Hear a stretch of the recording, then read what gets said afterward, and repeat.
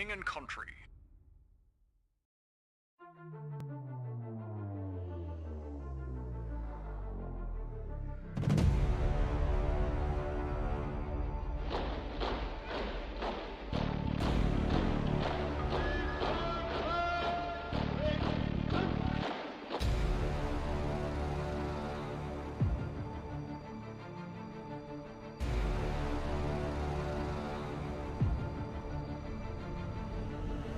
Waiting orders.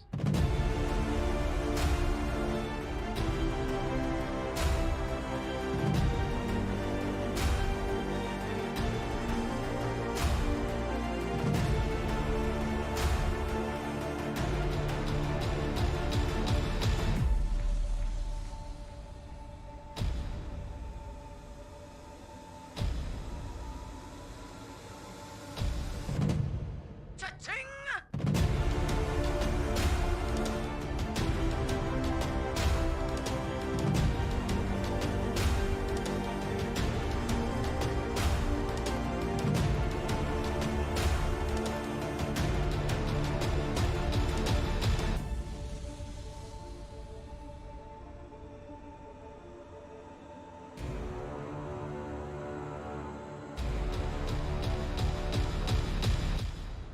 For king and country.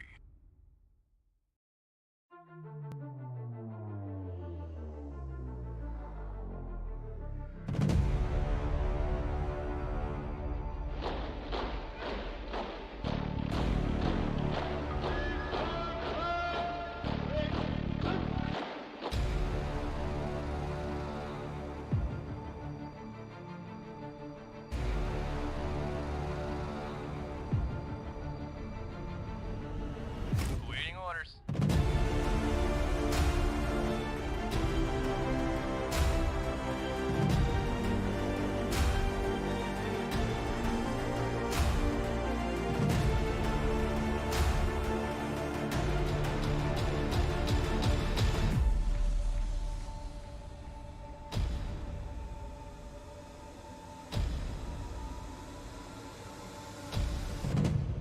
Cha-ching!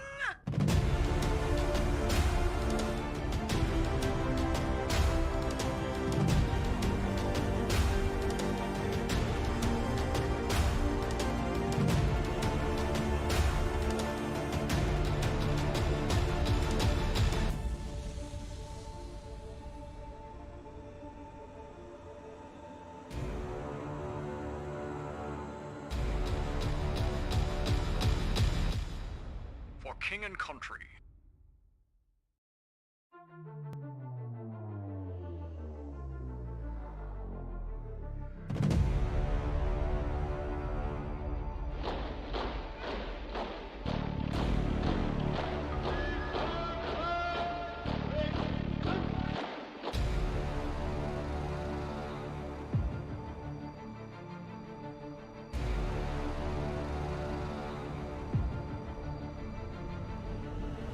Waiting orders.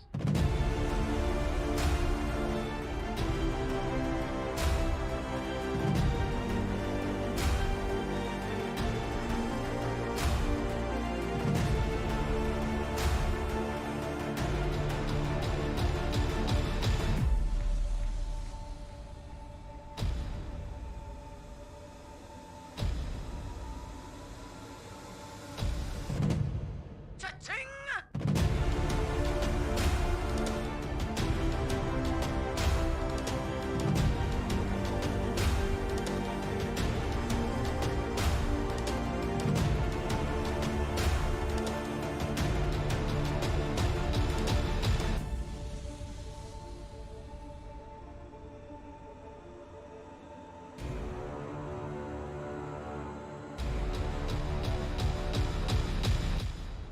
For king and country.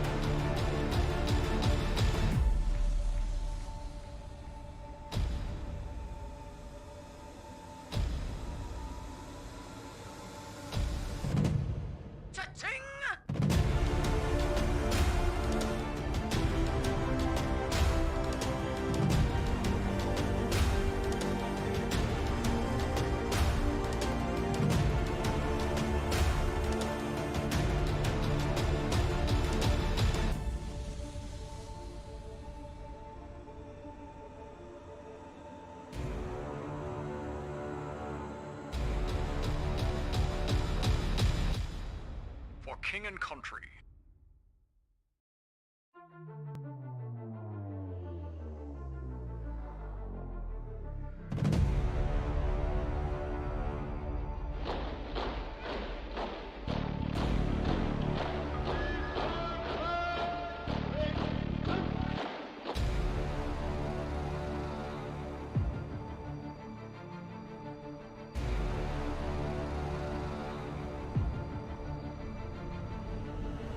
Awaiting orders.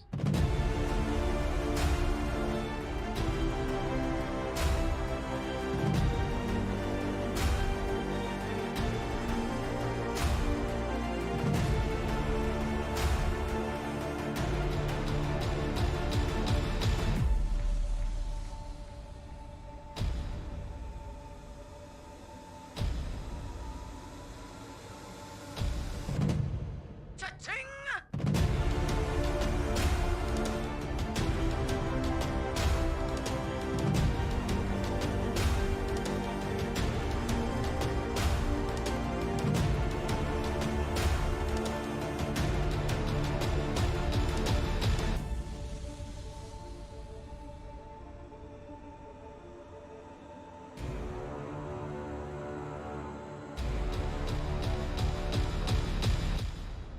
For king and country.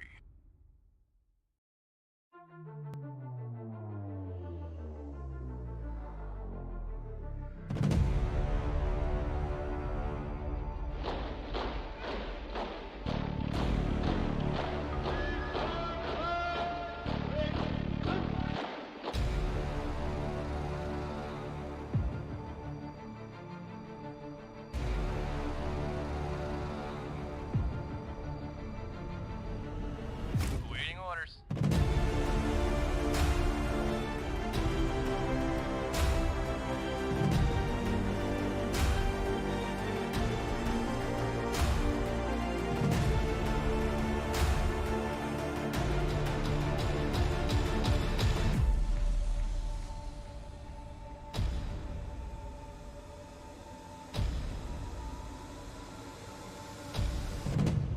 Cha-ching!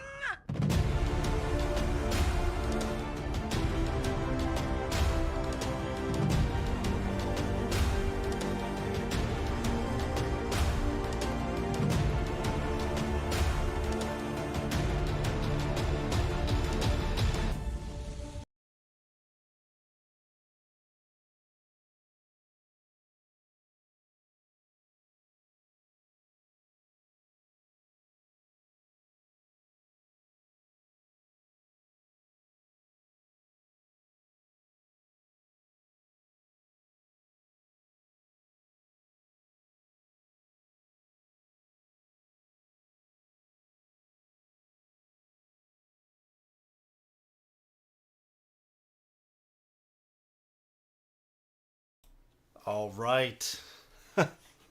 Oof, that was a close one. So I'm using the, I have a printer right over here. So just let me know if you guys can hear me. But so I'm using a printer right over here.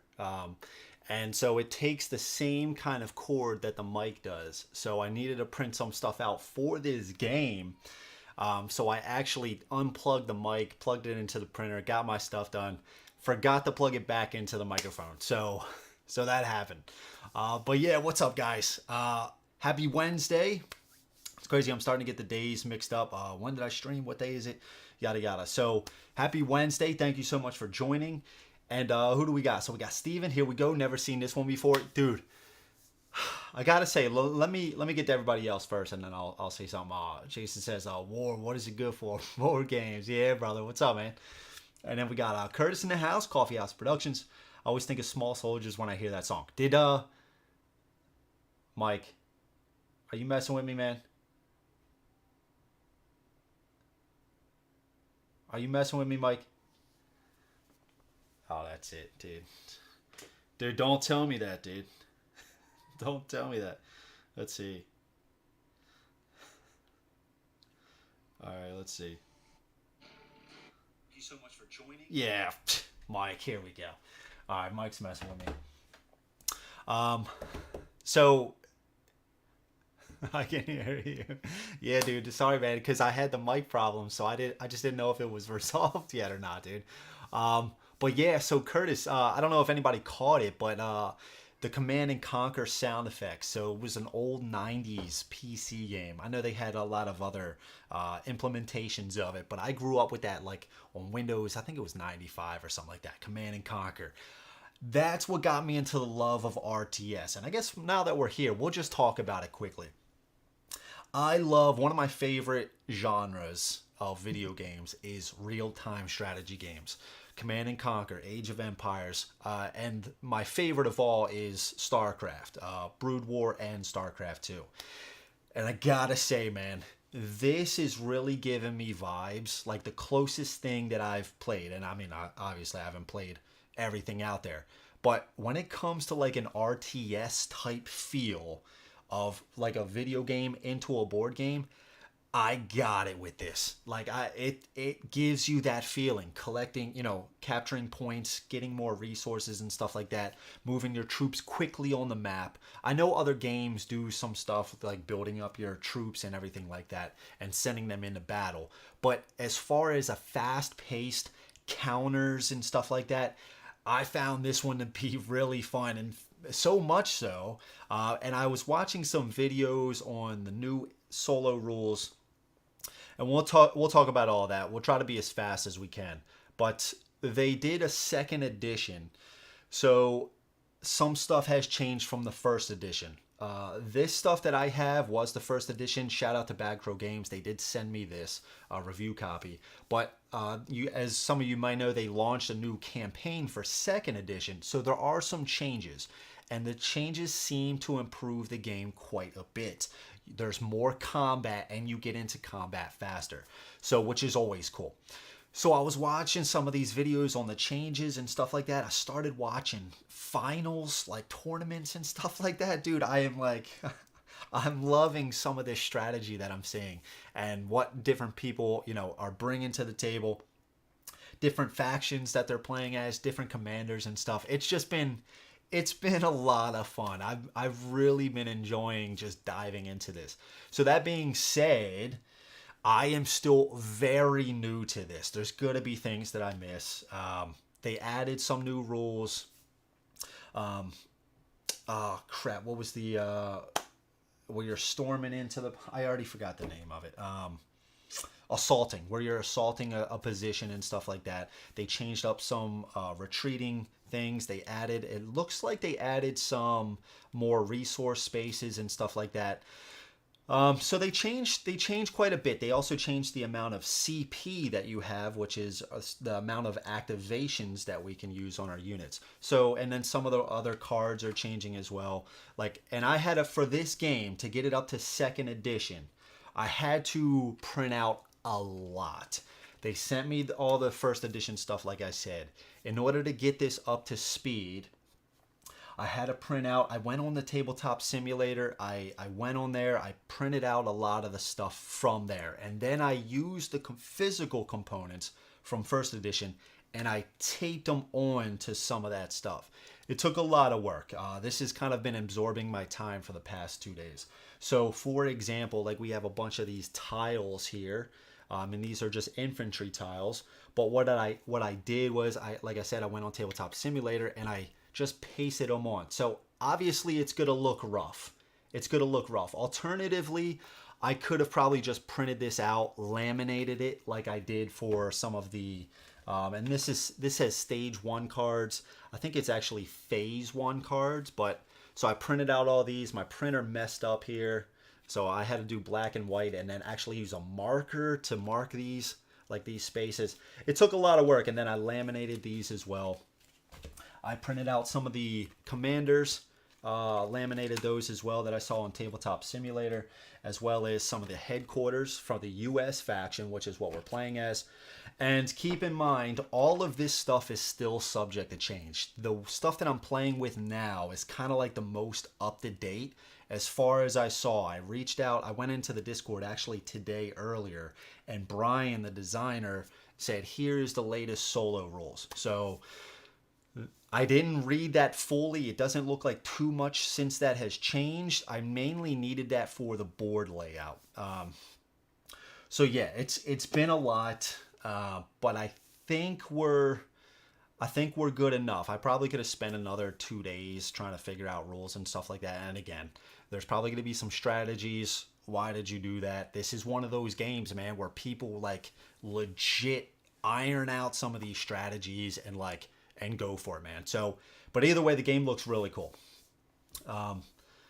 Tommy Lee Jones. Now that my rant, I'll pause in between the rants. There's Mike. Can't hear you. I thought all day yesterday was Wednesday because of your Monday stream. I know, Curtis. That's what I'm talking about, bro. Greatest RTS ever. Yeah. There's a few of them in there. I love Command & Conquer and StarCraft. It's been forever, but I played a lot of StarCraft. Yeah, dude. I still watch tournaments to this day. I don't play, but every few months there's a big tournament. I do try to catch it. Is this a prototype? So, Steven, no, it is not a prototype. This is first edition. So all the stuff that you're seeing here, you were able to get this first edition. They sent me the terrain pack, which includes these houses. Instead, you would just have a normal board, space with the house and everything like that. So they have terrain packs and everything, new factions that you can get. So they did have a legit first edition at launch. And there's Brad right there. Bad Crow Games. What's up, Brad? Sorry, Brian. Brian, sorry. Thank you so much. Really appreciate it. I've been watching a lot of your videos, and I gotta say, I learned a lot from watching them. I was just mentioning, I don't know if you caught it, I've been obsessed with this game. I was watching the finals. I'm halfway through. There was Apple playing the US, and he was being super aggressive, going for the bunker and stuff like that. And then I think it was Kingston or something playing the OKW, and he was just pushing it's being more defensive. But it looked so cool. That's way more effort than I would be willing to give. Great focus, sir. Thank you so much, Mike. Really appreciate it. Looks good so far. Wow, so much work to get this going tonight. Thanks for the dedication. Yeah, no worries, man. Like I said, I wanted to show off the second edition rules, and so I had even when I talked with you on the Discord and you sent me the map layout, and we'll pull this up here. So looking at this is an updated layout. So I needed they sent in the core box, there was these, I know the camera, I just put it off. So over here, so they sent these just in case you wanted to change up the positions of some of these control points. If we take this down for a second, you can see, let's see a position here. So like right here, there's an icon for fuel. So with these, you can kind of change up the map a little bit. So using this layout here, which is what Brian sent me,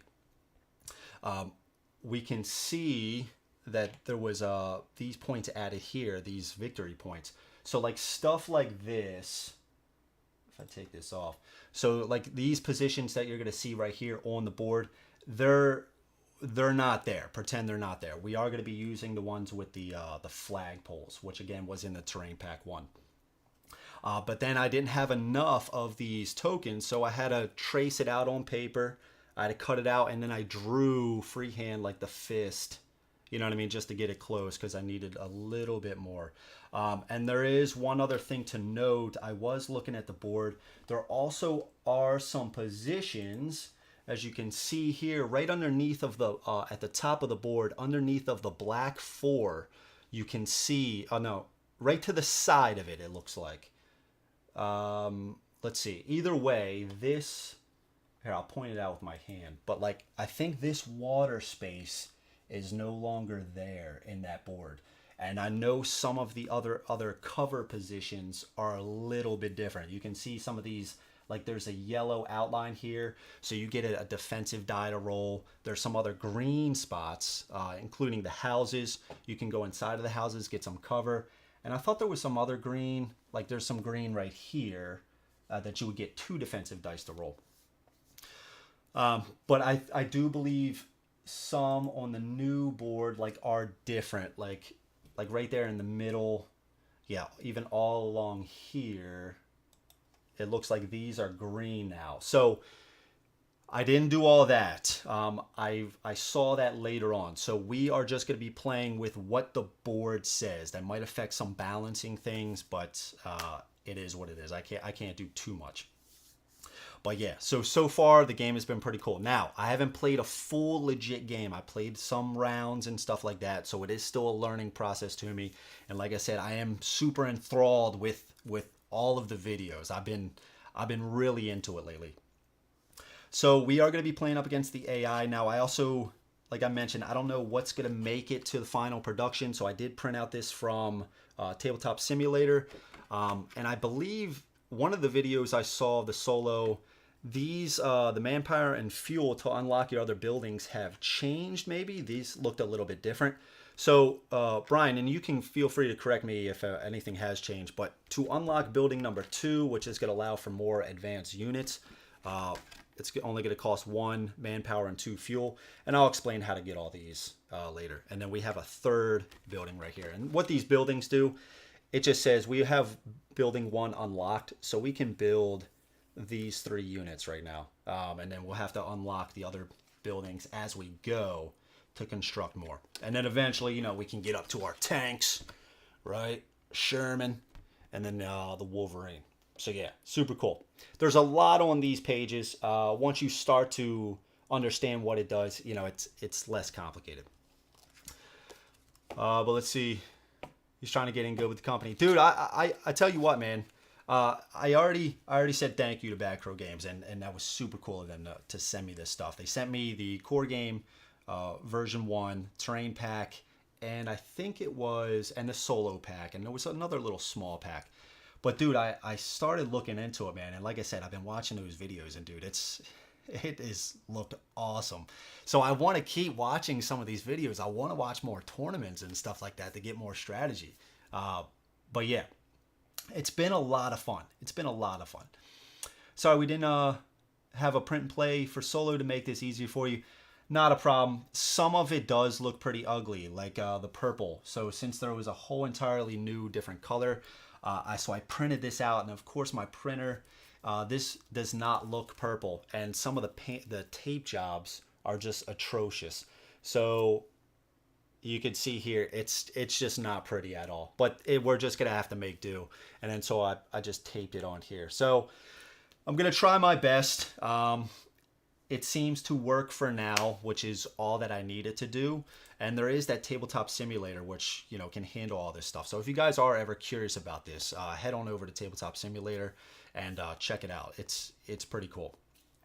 So we have the green, which are kind of the infantry. All right, we have the purple here, which these guys are going to be more like your snipers, MG42s, stuff like that. So we got some snipers, and we'll talk about combat and all that other stuff.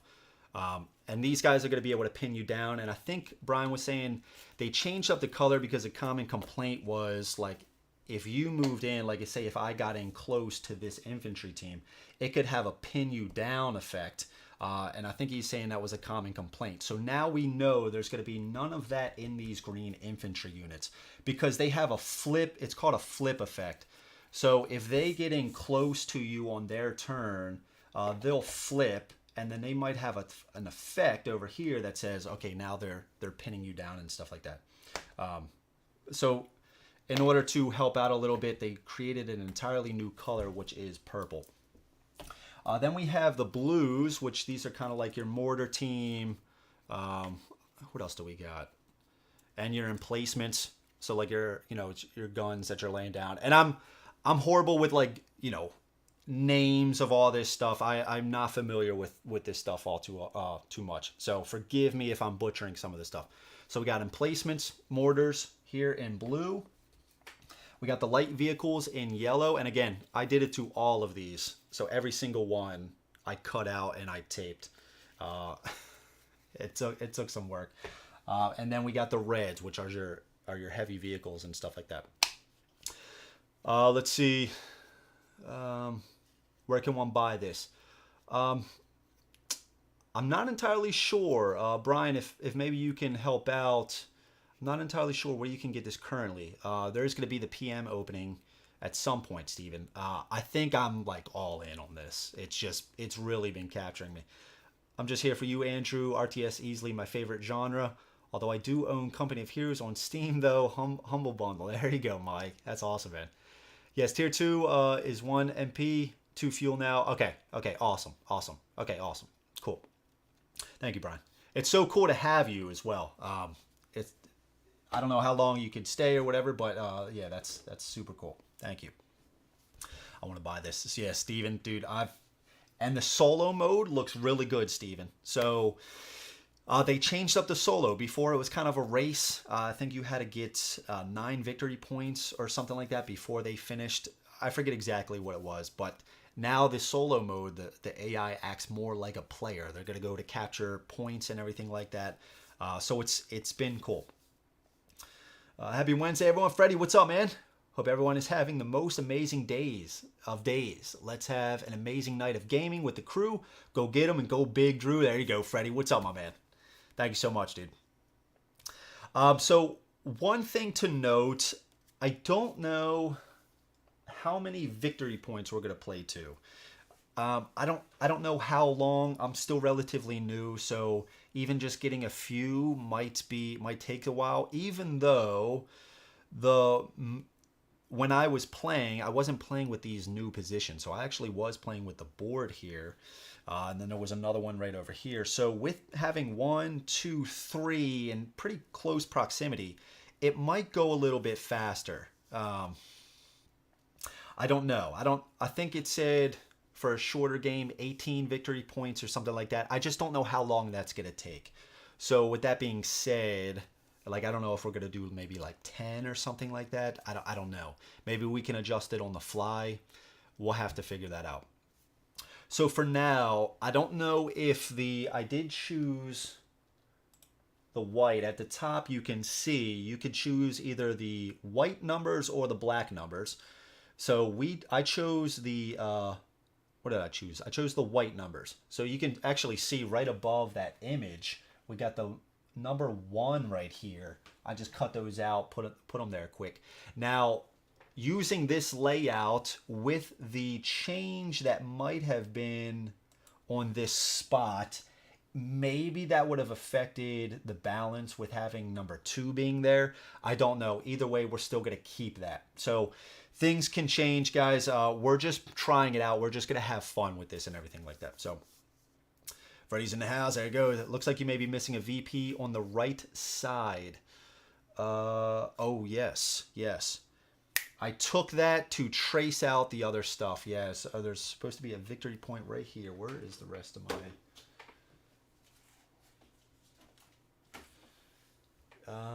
it might be up there. You are right. If not, we can make a quick change. I can just cut out a piece of paper, I guess. Let's see.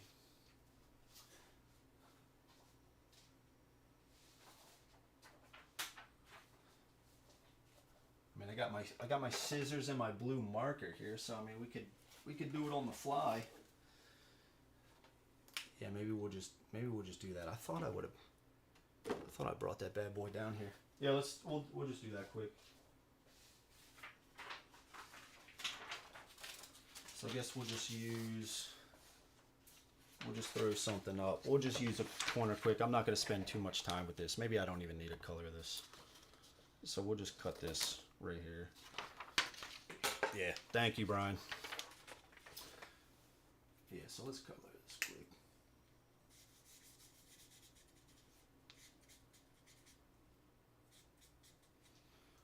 Okay, so we'll make sure that's dry. And we'll just do something like this, so I know. Okay, what else? The fuel, center right is a fuel NVP. Yeah, you're all right, because that would be balancing out this. Right, yep, thank you. Okay, what else? So for the image as well, right here, you can see at the bottom, the red is kind of our spawn points. So I just cut out, I was real crafty with this. So I just cut out a little strip of red just so you guys can see. We can probably remove this later, but just for you guys to basically see. These cubes right here, we are using damage cubes instead of the regular colors, because a change in second edition is that the AI, and this is depending on the difficulty, we're going to be playing let's get this off screen. We're going to be playing a rookie commander. So we're going to be playing a rookie commander. This is easy difficulty. So with the easy commanders, they get 12 CP to use to activate. So in the game as it stands now, in first edition, there was 9 cubes of a certain color. So we're just going to use damage cubes, and I might try for the damage on vehicles, I might just use the pips right here that you can use for houses and stuff. We'll see. We're gonna try to adapt as we go. And then so over here I have a 9 green, and then I'm gonna use 3 yellow. That's gonna be my CP. That's basically activations that you can spend on units and stuff like that to move them around and stuff. Yeah, I didn't want to use damage for both of them, so we're just gonna roll with this. Now, the way that this works is they are gonna start on this first circle right here. So what this says is 2. So it's a 2 green. So that means they're going to have 2 infantry come out onto the board. One is going to start at the number 1. One is going to start at number 2. As this moves down the track, you can see there's different colors. That just means it's going to spawn those colors. And those tiles are going to come out onto the board. Once it hits the red, that is going to turn into phase 2. And then so I also have stage, I wrote on there stage 2, like I said, but phase 2, stage 2. So these guys are going to have, more of the reds for tanks and stuff like that. So we're going to have to shuffle that. We also, let's do this now so we don't forget. I'm going to shuffle the green.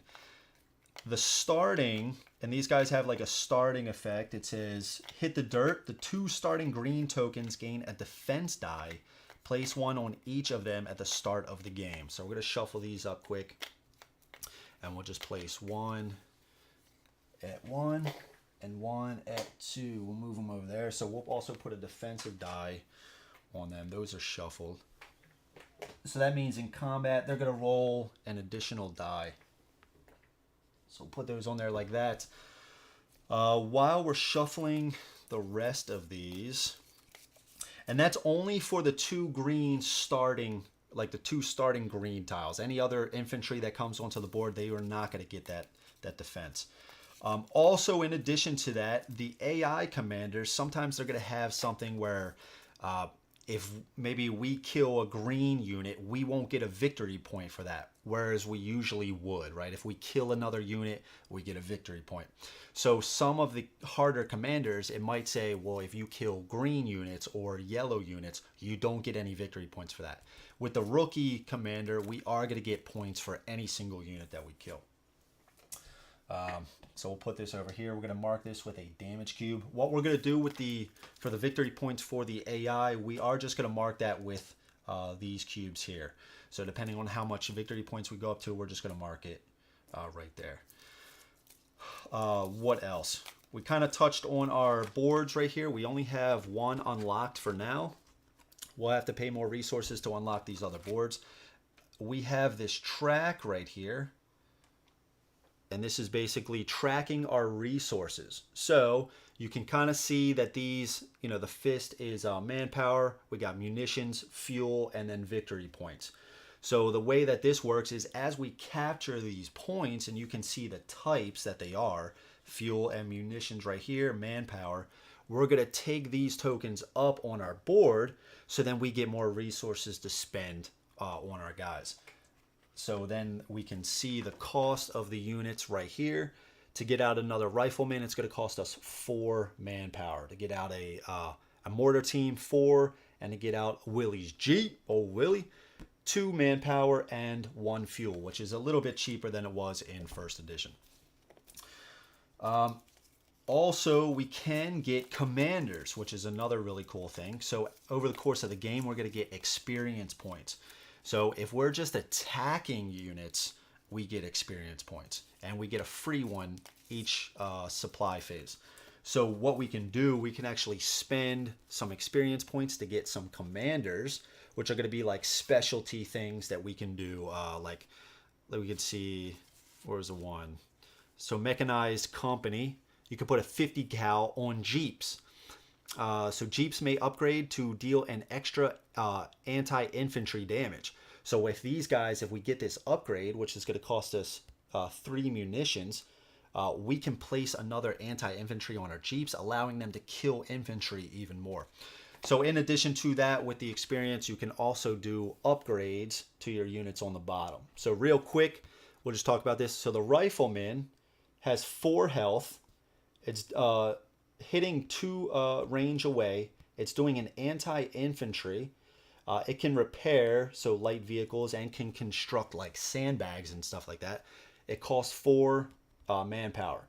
So for 2 experience points, then we can add another type of damage. So do we want him to be better at taking out infantry? Then we would get another infantry die. Do we want to help him take out vehicles? Well, we can get a armor piercing die. And then over here, we can spend 3 munitions to basically do the same thing. So you can kind of see if we get 1 rifleman, he starts with an AI damage, and then with munitions and experience, we could potentially put 3 anti-infantry damage on him, just kind of turning into like, you know, annihilating some of these infantry guys. So that's kind of how the upgrades work as well. Now, when you upgrade a unit, if we upgrade a rifleman, it's only going to upgrade 1 rifleman on the board. It's not going to be like every single rifleman now has this type of damage. So yeah. I'm probably talking like a mile a minute. I'm sorry. There's kind of a decent amount to get to. And so yeah. Let's see. Odinov Claw, what's up, dude? Hello, everyone. Just joined the table. How's this game going so far? We're still in the explanation phase. And then we're going to get into the, crap, what is it called? The phase where you pay for actions and everything like that. Maneuver phase. So yeah, we're in the explanation phase so far, man. But it's I think it's going well. Okay, so with that being said, we get to place out 3. I think we're good here. We got 4, 4, 2. We start with 1 in this section right here. 0 victory points. This is our victory point track down here as well.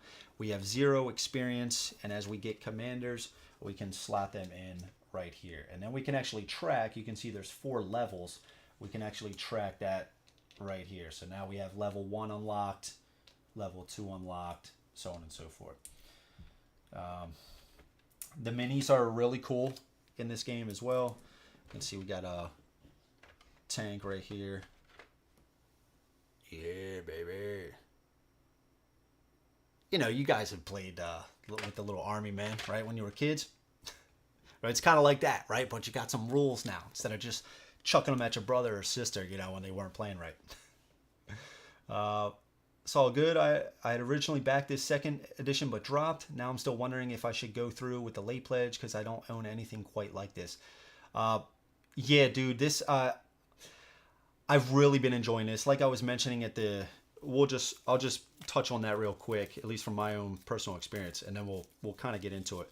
This so far, and I'm sure there's probably others, but with the kind of strategy and the fast-paced gameplay, this is kind of the closest I've seen so far to my favorite RTS, or RTSs in general.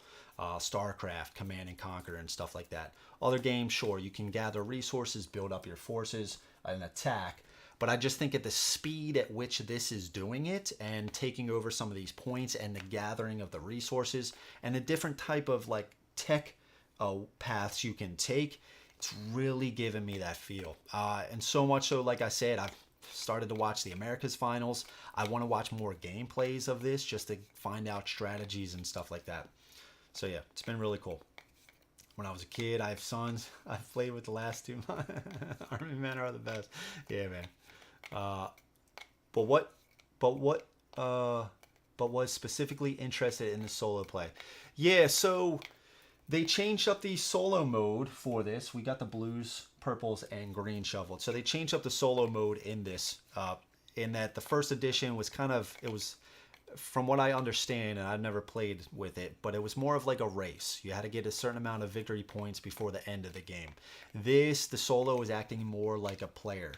And I think even in the game I was watching, I forget what the channel was, but they were playing against it was Brian and somebody else. I think it was Talking Cardboard. Just playing against a medium AI and a easy AI. And I was still giving them some trouble. I think Brian had a retreat for one of those times. He was getting like surrounded by like 3 units. I was laughing.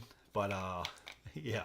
But it looked like a lot of fun, dude. It's really cool. It's really cool. And the boards are double-sided as well. There's another map board another double-sided board in the box. So yeah, it all looks super cool. So yeah, I think with that, we are ready to rock and roll. We got our enemy units out on the board. We have them tracked with this. I guess we got to shuffle this. And what we can do, we can bring out 3 starting units, and they have to be the infantry. So what I'm thinking is we start with 2 riflemen and a mortar team. It just kind of seems like like a little balanced, just to get a mortar team out there. So let's get that out. Let's shuffle this quick, and then we'll rock and roll. So to place out the units, we can see that the riflemen have 4 health. So it comes with these trays, as you can see here. And so the 4 infantry guys in this tray represent our health. So we can see that here. And we're just going to place these down. And again, we can place this on any one of these tiles with this little red strip. I didn't put it here because it's water. We're not going to be able to start on the water. And then we can place it anywhere over here. So what I think I'm going to do, I think I'm going to try to go after this point right here, because we want to capture this to get manpower and a victory point. So we can kind of do something like this, right? We can start here. And then I think we said we're going to get a mortar team. Now the mortar teams and these weapons teams work a little bit different. So you can see we have our 3 for our 3 health, indicated by this mortar team right here. 3 health. And since it's a mortar team, we're going to place a little mini of a mortar right here. And I like to kind of put them behind, like, you know, they're kind of operating this thing. And we have to set these guys up throughout the game. So right now they come all packed up. You know what I mean? You can't just run shooting a mortar, right, while you're running down. So you got to go to a spot and set it up. So I think with this guy, if we start here, maybe we can do 1, 2, 3, go capture this. And we can we have to establish a firing arc. Maybe we can kind of start to put some pressure over on this side. So I think we're going to do that. And I think we're going to take one more.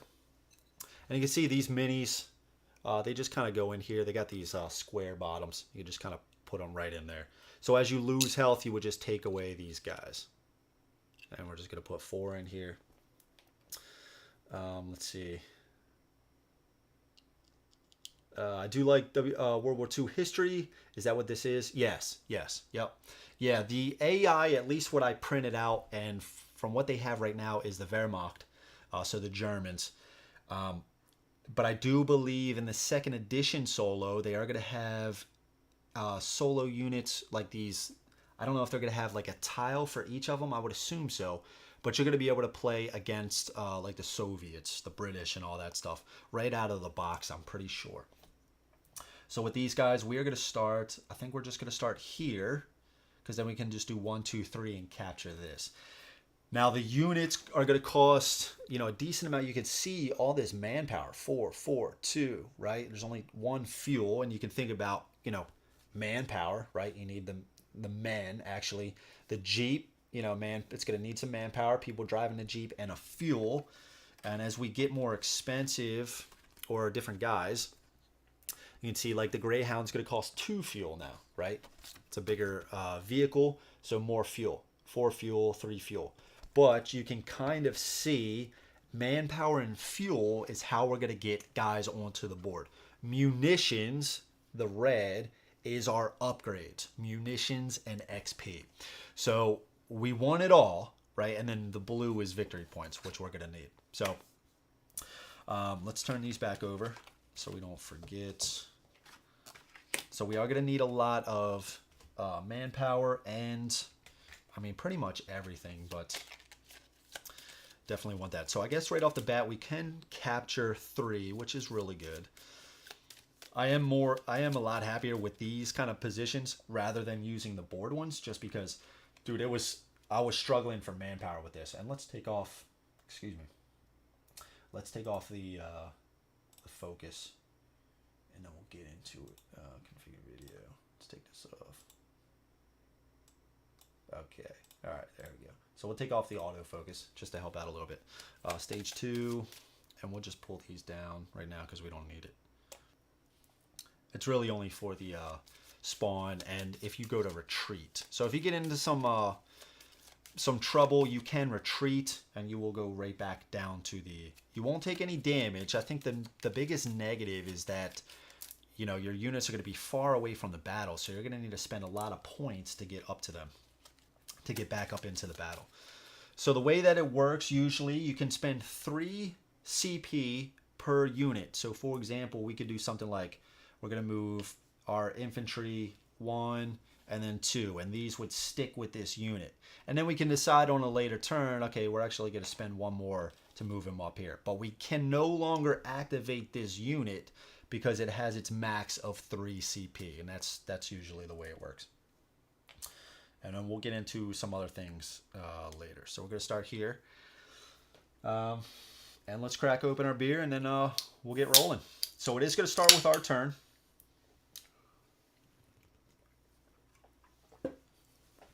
I also do have this sheet printed out with some other information on there, which is going to go over the AI's activation.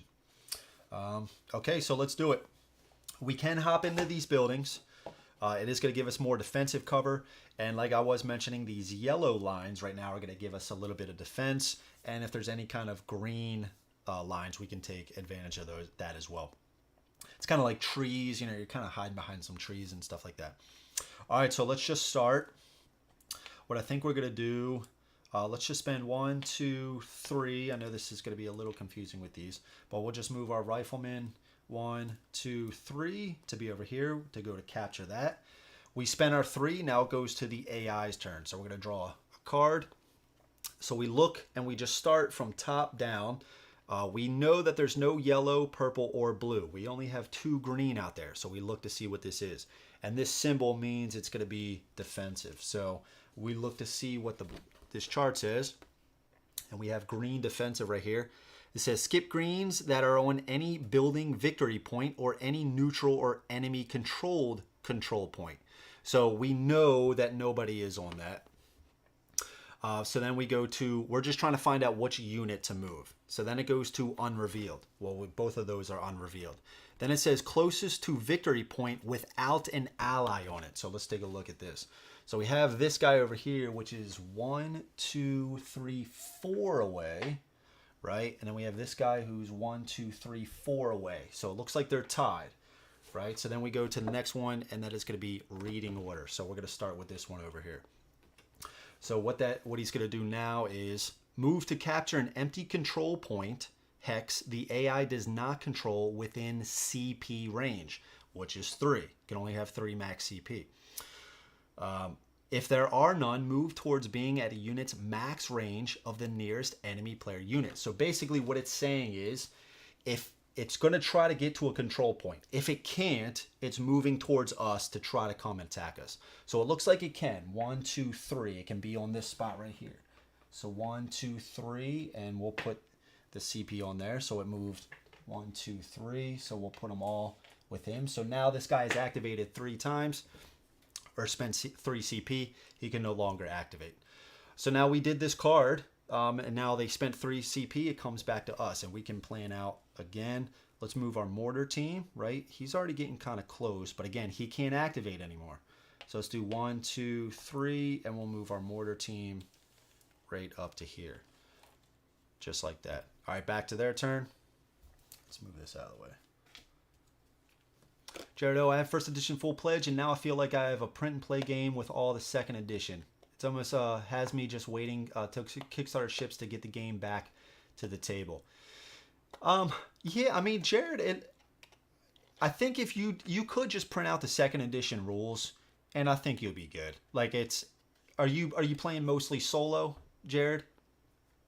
I mean, I printed out all the stuff here, like on the. Oh, I was about to flip it. I didn't see it, but so I printed out all the stuff on from TTS on these tiles. But I do think even if you just printed out the rules and you just play with the rules, I think it's. I mean, especially if you're playing with another player, just get additional cubes for activations. I think you'd be good to go. It doesn't look like it's that much. Like you might just have to read a few paragraphs and stuff like that. It's not too much different. All right, so let's go down this. We get to the green, solo only. Okay. So let's get to the green. It is defense. So again, that guy already activated, so we're going to go to this green. So since he can't get to, or he can, 1, 2, 3, so he can't reach that. So I guess he's going to go right down here. So he's going to spend his 3. 1, 2, 3. I mean, Jared, did you play enough of the solo? Like, was it still fun for you? It's I really think you could, like I said, just print out. Like if you go to the Discord, you could download like the new rule book for solo and the main rules, and I think you'd be good to go. You could probably even still play with the tiles as is, and just go from there. You might just have to separate, maybe do something with the purples. So you would have to take out the snipers and the MG42s, I think they're called. What I'm trying to say is, I think with some minor work on your end, I think you could get it basically up to second edition. All right, so let's go back to us, and I think last thing we're just gonna go 1, 2, 3, and just move our guy right up here to capture these. All right. Okay, so it's gonna go back to him. They don't have any more units to activate, so they're not gonna do anything else. Blue text was crazy. I think they just added assault. They did add some ways. Yeah, I forget offhand. Yeah, I just started with this 2.0 rulebook, to be honest with you. So I guess it wasn't as bad for me, but I don't think it's too much. I don't think it's too much. Okay, so now we have spent all of our CP. We do have some left, but we obviously don't have any units. So now we would go to damage phase. Nobody's within range to attack. So we have 2 line of sight. So 1, 2. But we're not in line of sight from anybody. So right now we go to the supply phase. So since we are on this spot, we're going to capture these places. So let's put our little flag on there. Got that space. We got this space here. And we got this space here. The enemy did capture 2. So let's put this on here. And let's put this on here. Okay, we can take our cubes back. Let's put these over here. Boom, we get ours back. Let's put these over here and this over here. Okay, so now this is where we adjust our income. So we can see we start with 1. We did capture another manpower, so we're going to take this up 1 more. And we captured another manpower over here, so we're going to take this up. So right now we're going to get 3 manpower of income. We got a victory point down here, so let's take this up. And we got a fuel right here. Take this up to 2. And then we also got 2 munitions, taking this up to 3. So now since we did that, now we adjust the bottom track for how much we have. So we got 3 up here, so let's take this up 3, going up to 7. We got 3 here, going up to 7, 2 here, going up to 4, and then we got 1 here, like that. There we go. All right, so we got our income. So now we have 7 manpower, 7 munitions, 4 fuel to spend. And since we did go to the damage phase, I guess we do get the free XP. All right. So now we can buy some stuff. We can buy some stuff here. I think we get a Willie's Jeep. So let's get a Willie's Jeep out here. So we're gonna get this Jeep guy. All right. Now, he's got 2 range. He hits for an anti-infantry. He's got 2 health. He starts with a speed die, but he also can capture these flags where, you know, sometimes the vehicles cannot capture. And he can have people start in him on the spawn phase. So he can, or transport people, I should say. So he's going to cost 2 manpower. We're going to go down to 5 and 1 fuel, going to 3. So where do we want to put him? We could put him starting spot. Maybe we could put him right here. Let's move these up so you guys can see. Maybe we put him right there. Kind of help out over this way. I think so. He starts with a speed die, so he gets to move for an additional for free. I guess let's use this vehicle tray. Let's use the vehicle tray. So we'll put this like this. I think that's going to be fine. We'll put a pip on him. Pip die at 2. That is his health. That's good like that. Let's also put them out just so we know what's coming. So 2 purple. We already shuffled this up. So 1 and 2. All right, so they start there. And again, the purple is kind of like snipers and SMGs. Or is it emplacements? No. Emplacements are in blue. Yeah, so this is still more infantry people. So we could still use some AI damage to take them out. Anti-infantry. So what else do we want to spend? Should we do another Jeep over here? A lot more transportation. We can upgrade somebody. Could upgrade somebody. Like we could upgrade them. Spend 3 munitions. Let's try to see what we can do after. Do we want to unlock building 2? Again, that's going to cost 1 manpower and 2 fuel. We'd have 1 more fuel, maybe another Jeep. But if we're not going to unlock this or use anything, maybe we just save it. Or we could get an AT gun. But that's on armor piercing. I don't think we need that quite yet. We'll get that maybe next round. Let's get another Jeep, I guess. Well, hold on. If we do that...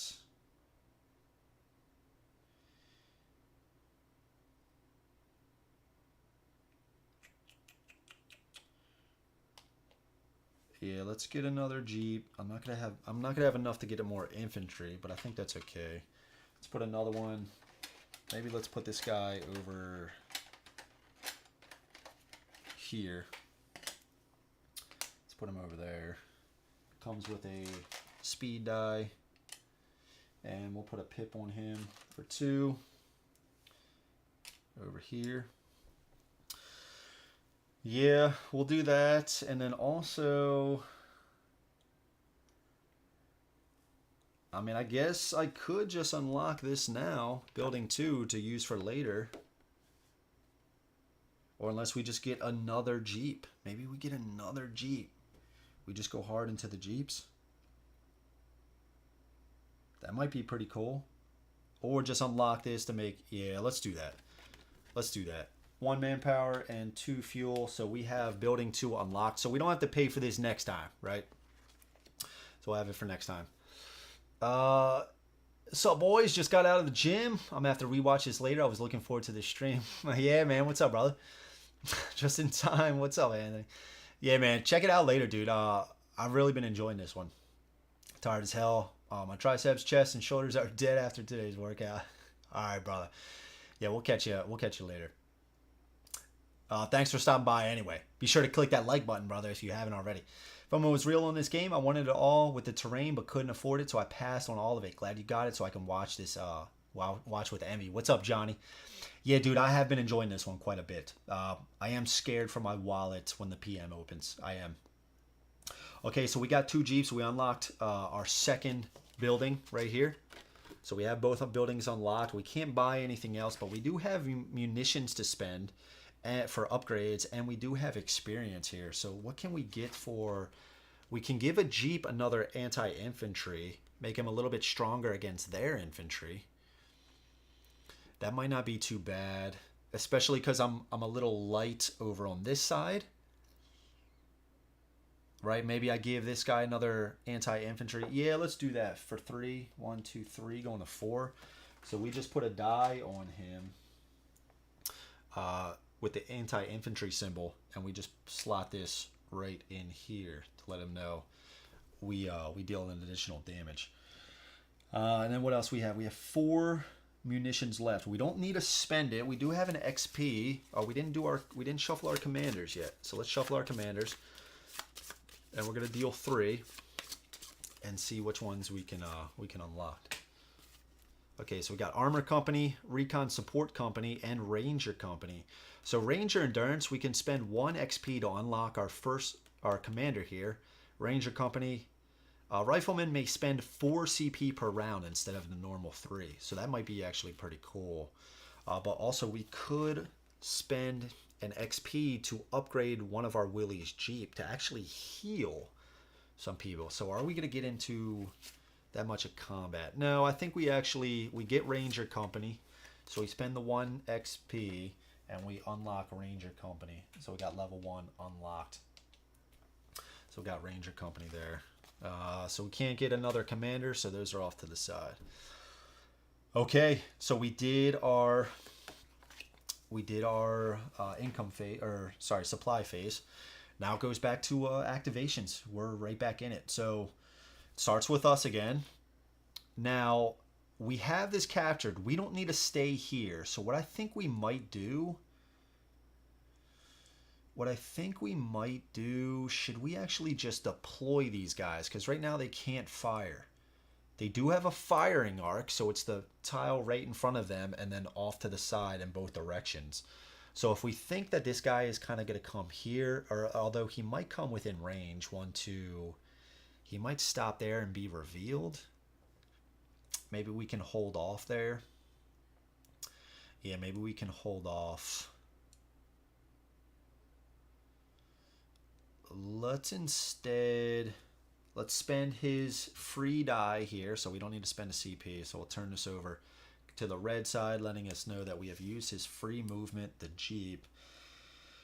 And then we are going to spend...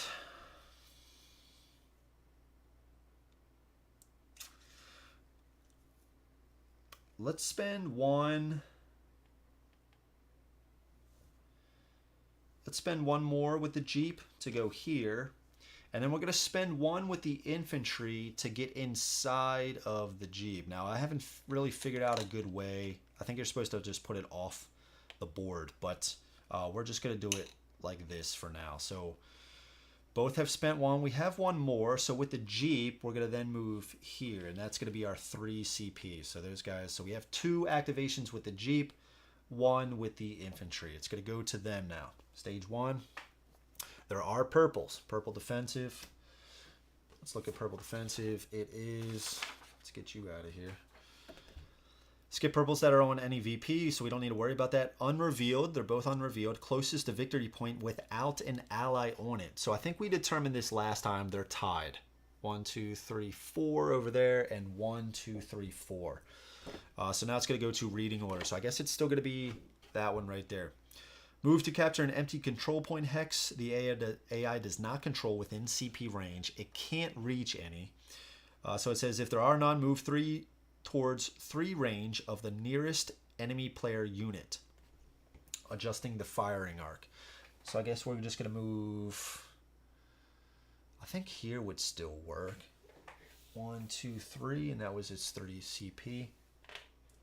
So move 3 there, okay, to be within 3. So they're going to flip at 3 range. Infantry are 2, purple are 3, mortars and these guys are 4, and then light vehicles and tanks are 2 as well. Let's see, Anthony, it's time to kick back and enjoy some war. That's it, Jason. You tell him, man. You tell him. With a good old cold brew, right? Okay, so it's back to us. Now, what do we want to do here? The game rewards scouting because, again, if they move on their turn, within range of their flip effect. So like say we had a guy here, right? His flip effect says if he is within range 3, he would flip on his turn, and then he might have a flip effect. But if on our turn we get within range and he flips, that flip effect does not take effect. So it rewards us trying to go figure out what they are. We can spend one more with the tank, or sorry, with the Willie's Jeep here. We can always come back around to it. We know this guy can't activate anymore, right? Because he spent his 3 CP. We could try to make something happen over here. We do need victory points. We could also move these guys right here, try to capture this, and it would reveal them. We'd also only spend 2. And then we could also take the Jeep up. 1 free movement, 1, 2, 3. Yeah, we could do something like that. Yeah, but I'm worried about them coming up. 1, 2, being within range, having a flip effect, and then attacking us right away. You know what I mean? So, oof. 1, 2, 3. If we could also go, but I don't think we want to do that. Let's spend 1 with the mortar team to set them up so they can fire. We'll put their arc just like that. Let's spend 1 there.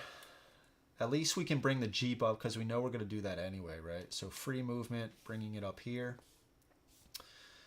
And I guess we'll just spend 1, 2 more. 1, 2 going right here. That was our 3, so it goes back to them. All right, purple. That's the only other unrevealed, so we're gonna activate that because that already activated, right? Move to capture an empty control point. If there are none, move 3 towards the nearest enemy player unit. So that is what he's gonna do. So the closest, I guess, would be this guy right here, right? So 1, 2. He's on this, so 3. That was his 3. So he activated.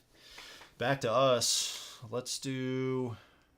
We're not going to pack up and move with the mortar team. We're kind of good there. We can spend 1 more, which I think we will with the Jeep. Spending 1 more to get up here. 1 more to get up there. 1 more to unload the infantry here. That was 2. I'm trying to decide if I want to pack up with the infantry or not. Here into the Jeep. This is my last one. Or just move here.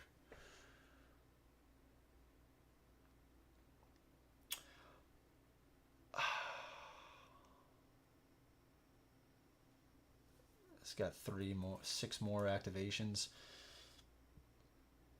I can get the Jeep here. The Jeep really isn't going to help me, I don't think, in this battle. So I could have him go over here to start getting this and have him go up there. We might lose that guy, though.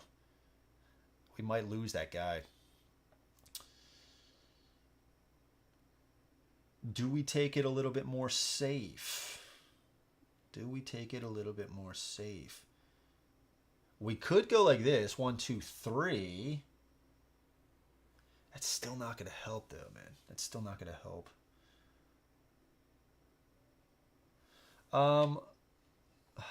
Man, oh man.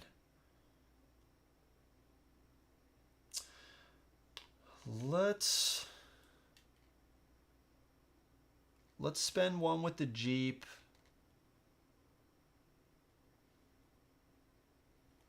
Let's move here. I don't know, man. It's a little risky. It's a little risky. All right, that was our 3. Let's go to them. All right, so green. We only have the greens left. The purple's already activated, right? So green control point. All right, skip greens that are on any building VP or any neutral or enemy control point. So we don't skip any of those because they're on points that they control, not neutral or enemy controlled. Closest to victory point without an ally on it. It looks like they're tied. 1, 2, 1, 2. So then it's going to go to reading order. So we're going to take this guy first. So Assault onto an AI ally victory point within CP range. The enemy player has a unit on. Ooh. Assault onto an AI ally victory point. Okay, so we're not on any that they control. Okay. If there are none, move or assault to capture the nearest control point the AI does not control and has no ally on it. Okay. So I'm assuming just 1, 2. 1, 2. That is within 2 range. He's going to flip. So if he has a flip effect... Sorry, was he here? 1, 2. Actually would have flipped back here. Yeah. Oh, no, because he's going to go straight here. Yeah, so it would flip here. He's putting 2... He's putting 2 anti-infantry damage onto us. And we don't have any... We can't block that. So we actually just took all that damage. We're down to 1 health with our mortar team. Oy vey. Okay. All right, so he's on that point right now. That was 1, 2. Okay. So they got 1 more. So I guess it's going to be this one right here. So I think he's just going to move 1 down here. Okay. All right, back to us. We already got 3 here. So we could actually move in. But then if we move in here, we'll lose that spot to control, right? We'll be here. Right now, we can't fire onto that. So the only damage we're going to be able to put onto this guy is with our mortar team. And he's not good against that. Oh, wait, is he doing AI damage? No, he's doing explosive damage. Explosive damage. I guess that is going to hit him. Yeah, that is going to deal the damage. But again, he's got a defensive die. We really want to bring in some other units.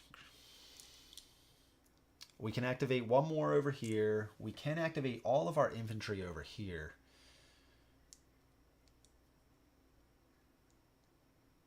Man, do we run these guys up? 1, 2, try to capture this, or maybe go 1, 2, 3 over here. That would be within range of him, and it would be out of range of him.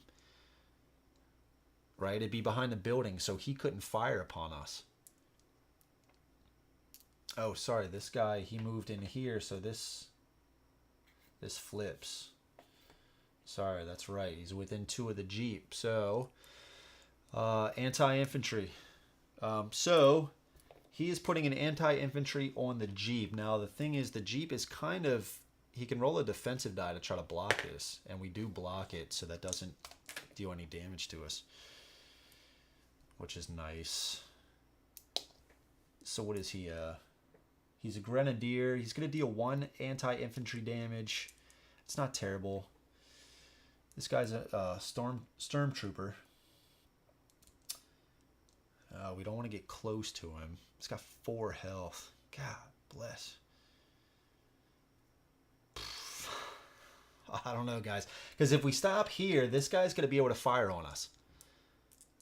So we'll be taking damage from him and this.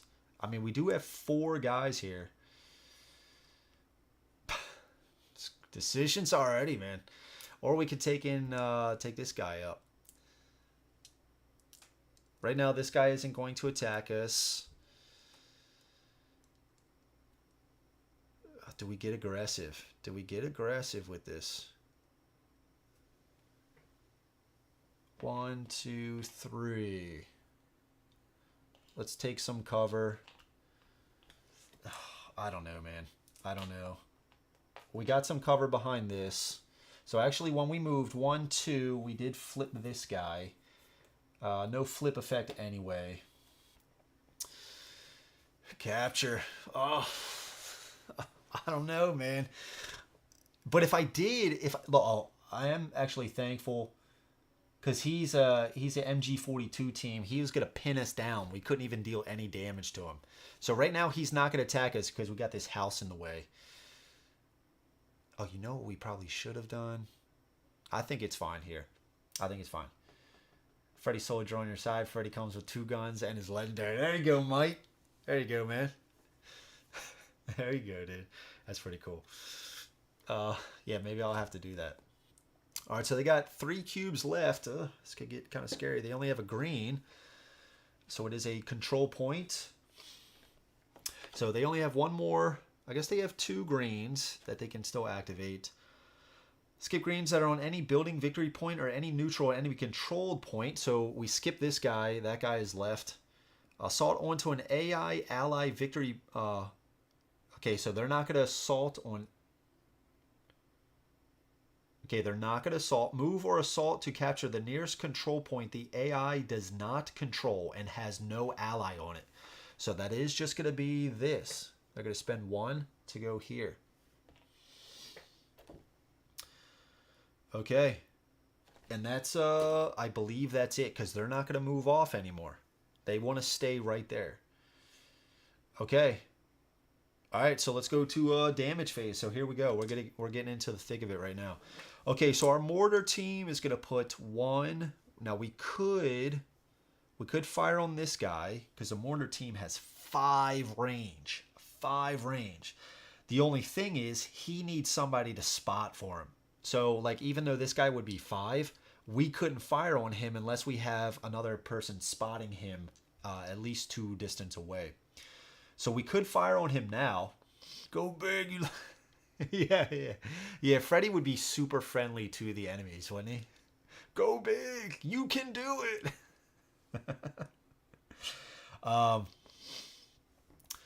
Okay, well, let's see. We can't apply any damage here. This guy isn't going to fire. Oh, he is going to flip now, though. He's within 3 of this. Ooh. So this is one thing I'm a little confused on. Okay, so his line of the distance he can see is 2. He can only see 2 away. So they also need spotters. But I'm unsure about right when they flip. Do they still activate at that? Since he flipped at 3, because it says 3 right here. He is within 3 distance of me right now. Do they do their flip effect even though they would still need spotters? I don't know. I don't know. Let's just do it just to... Yep, just to do it. So we don't get any defense here. So we are going to lose a guy because he dealt 1 anti-infantry damage. Now, in the damage phase, he still needs a spotter. So he's still not going to be able to attack us, even though his distance is 3. These guys aren't being spotted by this guy.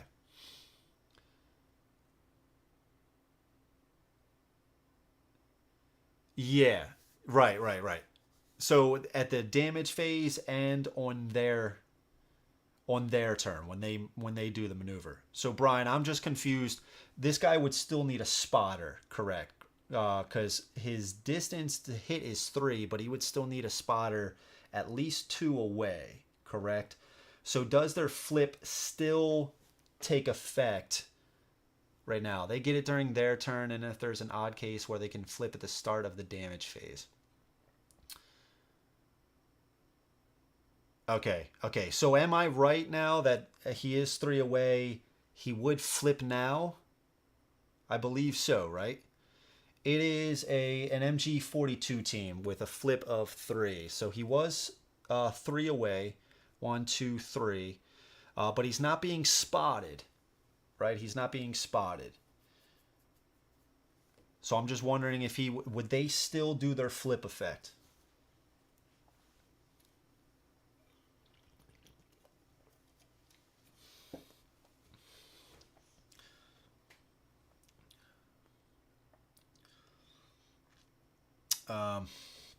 Well, guess what? Brian's getting back to us there. We are going to apply an HE damage. I guess we're going to try to attack this guy. Or do we try that? So where exactly are you at the start of the damage phase? Yes. Yep. We're at the start of the damage phase. Yes. Yep. We're at the start of the damage. because we had this infantry move into here after he had already activated. So we still wouldn't flip him because even though he has 3, it was our turn and we need at least 2, right, to do that. Do we want to try to take this guy out? Do we want to try? Let's try to put a lot of damage on this guy. Let's try to free up this spot. So with the mortar team, we do have range. So we're going to apply an HE damage. We're going to use our infantry to apply an anti-infantry damage. And we are also going to use Willie's Jeep here to apply. He comes with 1 anti-infantry built in, but we upgraded him so he's dealing another anti-infantry. What's up, Tim? How's it going, man? Thank you so much, Tim. Really appreciate that. We can't attack anybody here. Now, we are being spotted here. So this MG42 team, he's not going to be able to pin us down because we're behind the building. Yes, then it flips. It has a sight die, so it has 3 sight. It will pin you during the damage phase and attack you again. Oh, yes, you're right. It has that eyesight there. You're right. You're right. Yes. Yes. All right. Thank you, Brian. Yep. So we are pinned. But luckily, we're not applying any damage with them anyway. So we are pinned. And yes, it is gonna damage us because he's got 3 sight. Sounds brutal. There are some purple units, specialty infantry, that have 3 range but only 2 sight. I gotcha. Okay. Okay. So, Brian, do all of the purple have 3 sight distance? I guess what I'm trying to say. Probably 3 range and 3 can see units up to 3 away. I'm half tempted to just peek at them and then shuffle it after. All right, so they are pinning us down, so we can't. I don't believe we can't even capture that. We can't even capture that because we're being pinned. So we applied all of this to him. So this MG42 team cannot hit us, but it is going to apply an anti-infantry damage to Willie's Jeep. We already applied this. Mortar team is going after here. This guy here, the Stormtrooper, is going to apply 1. Oh, God, that sucks, dude. So he's going to die. He's going to die. Now, they don't get this effect. This other symbol means if he was right up next to us, he actually gets to put 2 anti-infantry damage on it. Okay. Yeah, that sucks. That sucks. Okay. All right, so let's just go through the damage. I believe that's it. Oh, we didn't apply what he's doing. We didn't apply what he's doing. So we look at their damage type. And since he can attack either the Willie's Jeep or the infantry, we look to see their damage type. Now, if we look at this chart here, we look to see what type of damage that they're doing. This guy is doing an anti-infantry. So if he is within range, the green heart is infantry, yellow is light vehicle, purple is an emplacement, and red is a heavy unit like a tank and stuff like that. So since he's dealing anti-infantry, he's going to look to target another infantry, which is this, because the light vehicle can roll a defensive die against anti-infantry attacks. So he doesn't want to give this Jeep more defense. So instead, he's just going to put 1 damage right on that infantry right there. All right, so now we roll. All damage is simultaneous. For instance, there's a purple unit, G43 Grenadier, that has 2 sight and 3 range. Okay, okay. Oh, no, not all do. Some specialty infantry do not have 3 sight. Purple in general, our support infantry, snipers and MGs have 3 sight and 3 range. Okay, gotcha. Gotcha. Thank you, Brian. Okay, all right, so this is going to go through. So our mortar team is dead, unfortunately. That is going to give the AI a victory point. That sucks. So that is, he is gone. Let's roll. We're not blocking here, so we're going to lose 1 here. It is in damage phase, so we are going to get an XP. And so now that we're at it, you know what? We probably should have tried to apply a damage to him. that's fine. Because everybody we target, we get an XP. So we actually only targeted one unit. So we do get an XP for that. Okay, so we took a damage there. Let's see. We got to roll for the HE damage. Black or green, it does hit. So it does hit. So he is getting hit for 4.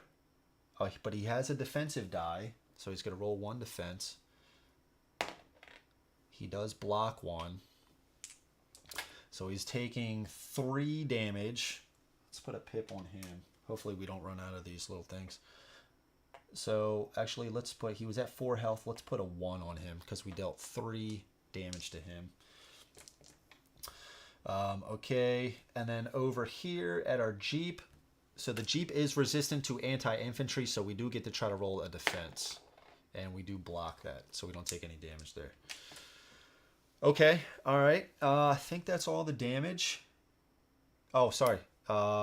We just discussed that he's going to apply damage as well. So he's applying 1 anti-infantry.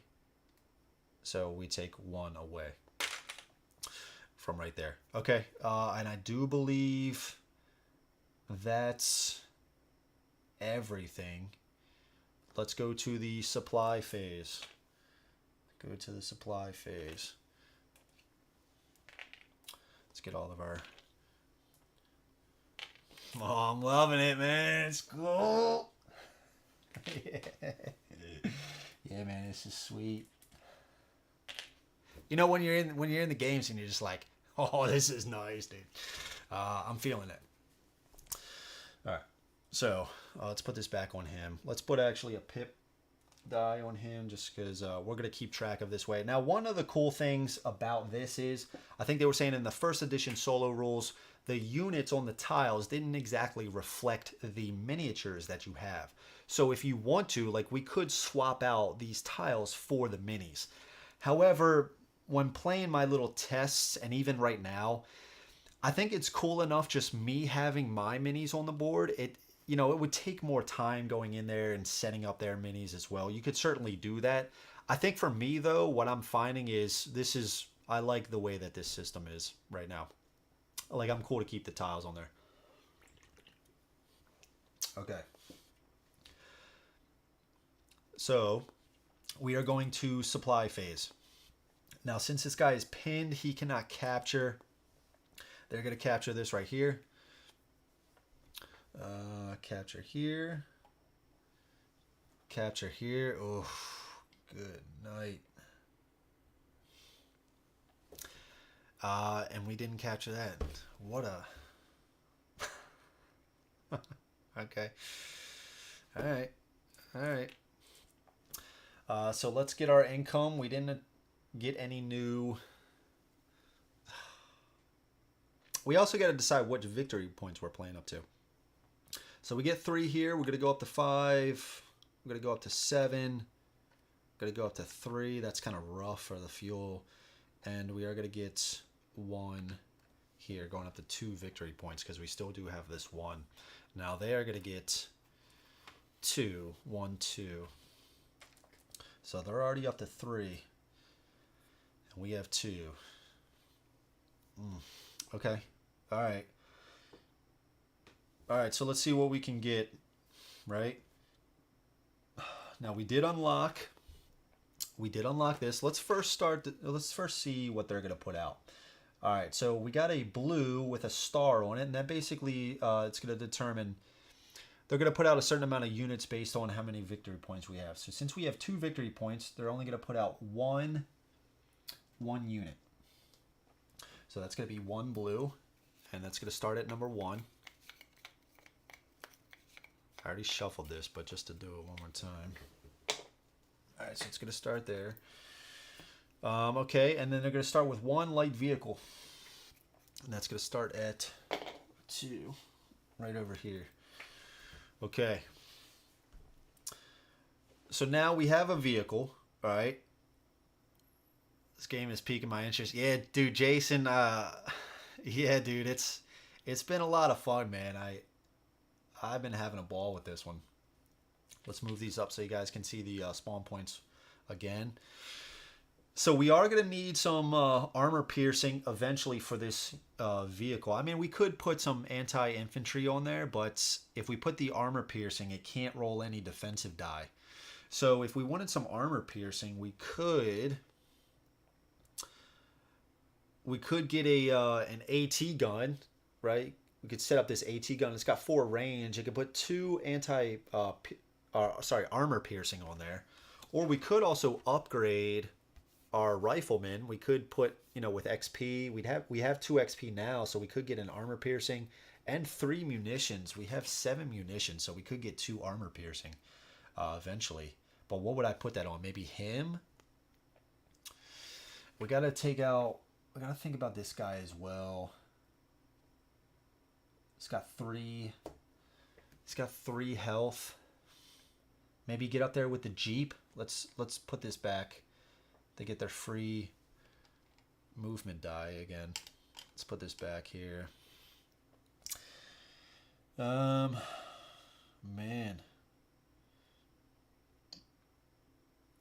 We could also upgrade Willie's Jeep with reinforce. So at the end of the supply phase, and we could actually take effect now, we could put the reinforce on Willie's Jeep, and that'll allow him to actually heal this infantry for one. Maybe we do that and we kind of hightail it for the MG42. Now, Brian, the what is that when they're being pinned? I guess that's, yeah, when they're set up, the machine guns.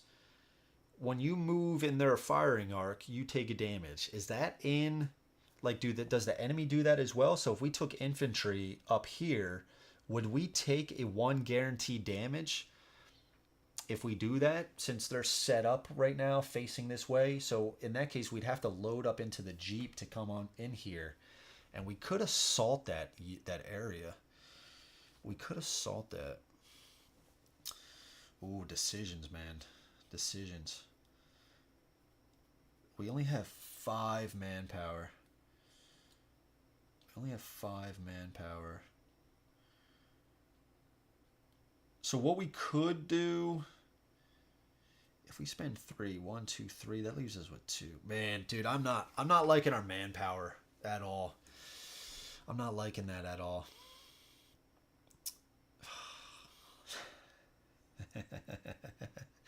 Yeah, man, this is kind of crazy.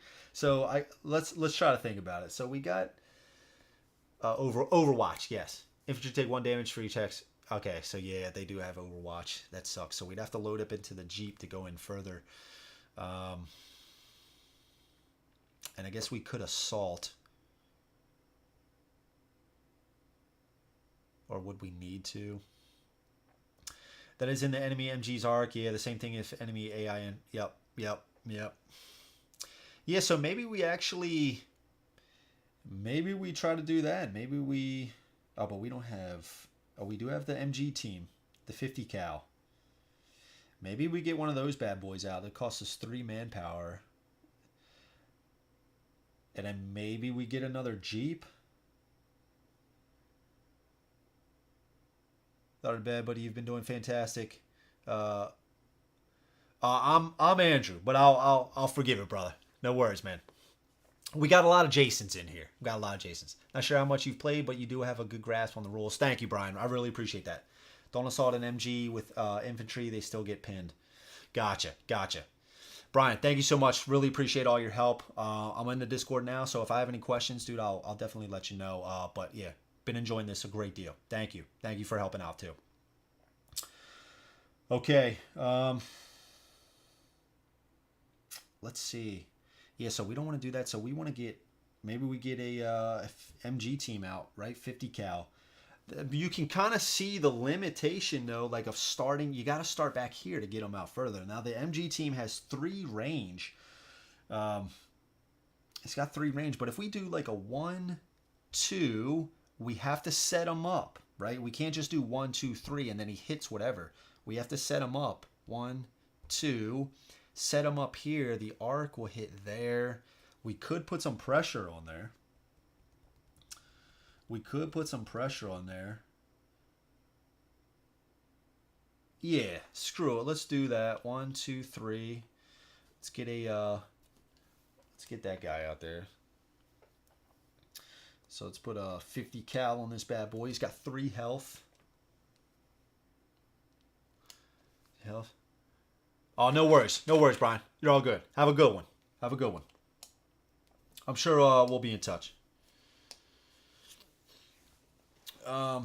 Okay. So what do we want to do? I think we want to put it here. 1, 2, set it up. Right like this. We could put pressure on this guy right here. Right? Something like that. Could put it up there.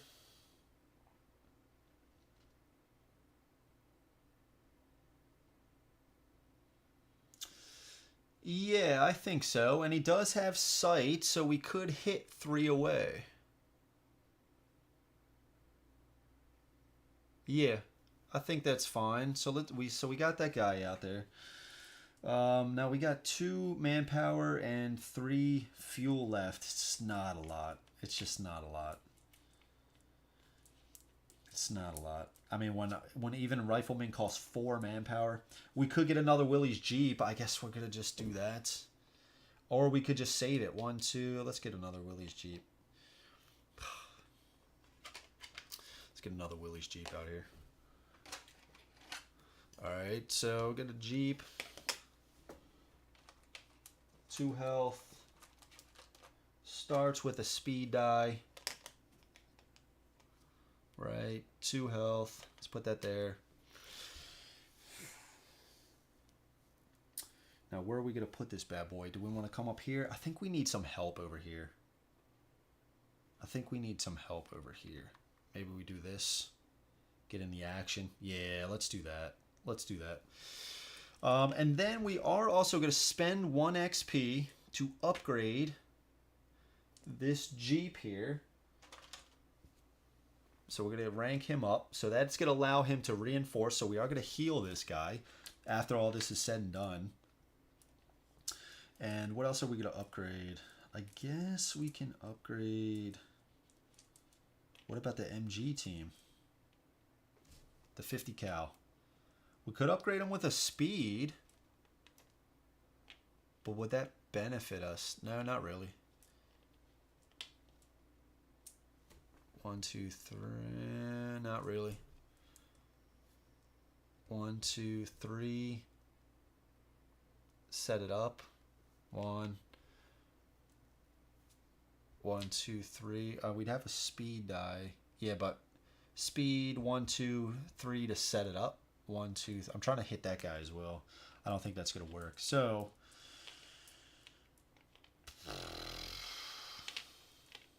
Oy vey. Maybe we bump up this infantry with another anti-infantry. Costing 3. Or we just spend 1 more to upgrade this Jeep with the reinforce. But that's not going to help us right now. It's not going to help us right now. You can see there's like a lot of decisions in here. You know what I mean? You can see it's like the tactics. I just don't want to get overwhelmed. I mean, this is an easy commander. And I know some people are going to be able to wipe the floor with this guy. And hopefully I will, eventually. But right now, that is just not the case. So it's definitely putting up a good fight. It's already got 3 victory points to our 2. I think we're going to play to 10. I think we'll play to 10. I think that would be fine. It's already 10:30. We'll see. We'll see how fast it goes. Okay, so I do want to spend more munitions. So I think we are going to spend... This guy only has 1 health. But we are going to need to take out this guy. So maybe we bump up our rifleman here with an anti-infantry. 1, 2, 3, going to 4. We give him an anti-infantry to deal extra damage to infantry units. I think that's fine. And then I think what we could also do... Yeah, let's do this. 1, 2, 3. It's all of our munitions pretty much, but we're going to bump up our Jeep here because we're going to run right into this guy's... We got that guy. We could go here and attack. We'd be behind cover. He's probably going to move.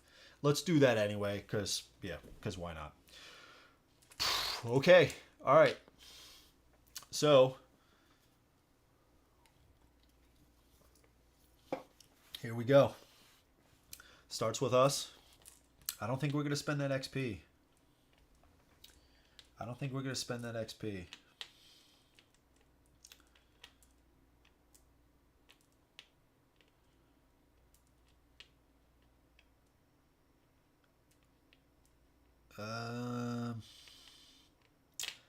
Yeah, let's save it. Let's save it. Okay, I think first things first. On to...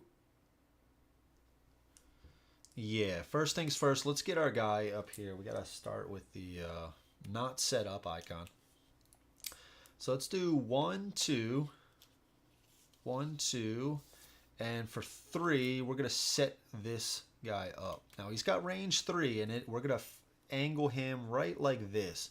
So the front, so the arc goes the one in front of it and then off to the side like this. So right now that's our arc. So we are hitting this guy. And again, our sight is 3. 1, 2, 3. So if this guy moves at all, we have an MG firing down. So if this guy moves at all, he's going to take a guaranteed damage. And that's our 3. So let's go to them. Okay, so we do have green. So let's go to green. It is defense. Skip greens that are on any building VP or any neutral or enemy controlled control point. All right, so none. Unrevealed. None are unrevealed. Closest to victory point without an ally on it. Closest to victory point. So we got 1, 2, 3, 4, 5. We got 1, 2, 3, 4, 5. So I guess they're tied. Yep. So I guess it's going to go to reading order. So it's going to be this guy. Okay. Assault onto an... Sorry, that's... Move to capture an empty control point hex the AI does not control within CP range. Okay. An empty control point. So that is this one, right? Move to capture an empty control point hex the AI does not control within CP range. And that is that. Yeah. Okay. So let's do 1. This doesn't matter wherever he moves. So he is moving within this guy's range. So he's going to take a damage. And that is guaranteed damage. He can't put any... At least that's what it said. He can't block that at all. And then 2 to move in here. So he is still there. So he's going to take 2 damage just like that. That is sweet. The MG's like putting, suppressing fire on him. But he's just running right into it. But he's trying to take over our spot, which really sucks. All right, so they spent 2 on him. Let's go to the next green guy. That's also defensive, right? So right here, and I guess he's going to try to go after this spot. Right like that. And that's their 3 for the round. That's back to us. Let's go...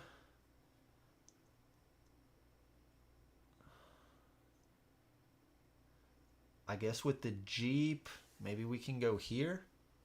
With the Jeep, try to take over some victory points. We need some manpower. Right? We need some manpower pretty badly. We could take the Jeep 1, 2, 3. Right? We could do something like that. Go to this point here. We'd still be within 2 range to try to hit this guy.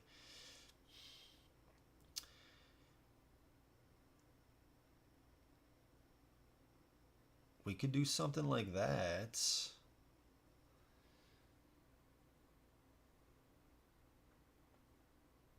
Let's do this.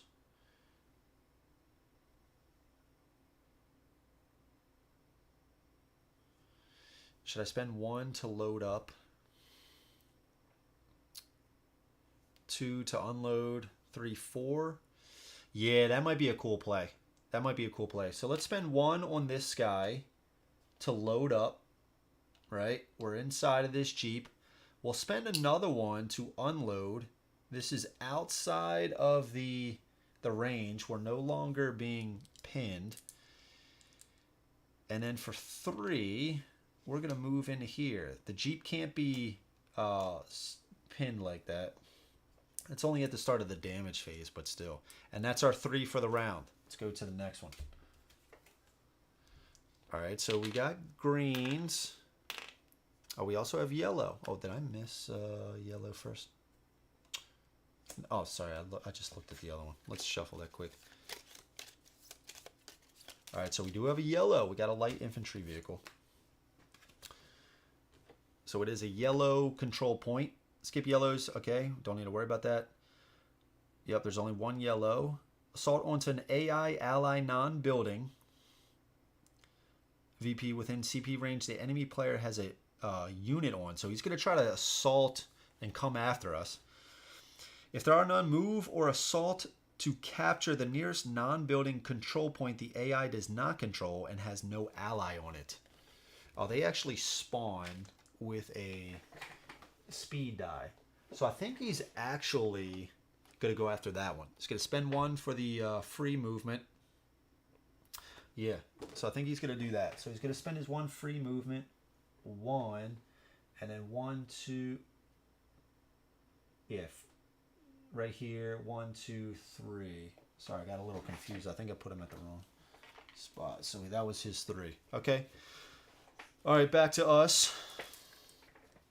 Now we're going to spend, now, because we upgraded, we have this commander. It says Ranger Endurance. Rifleman may spend 4 CP per round. So since we already spent 2, we're going to do 1, 2, moving him into here. So that's 4 CP. That's our max. Right there, okay. So we get 1 more.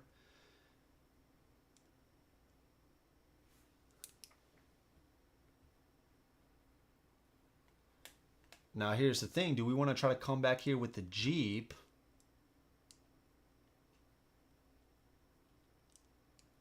To try to block this off.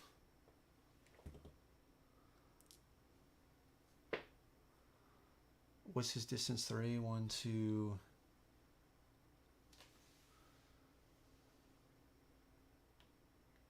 Free movement here. 1 to go to here. Okay. Over to them. Yellow's already been fully activated. Green. So this guy isn't at his max yet. So it is green assault. Skip greens that are on any building victory point or any neutral or enemy controlled victory point. So that he is already on one. Assault onto an enemy within CP range.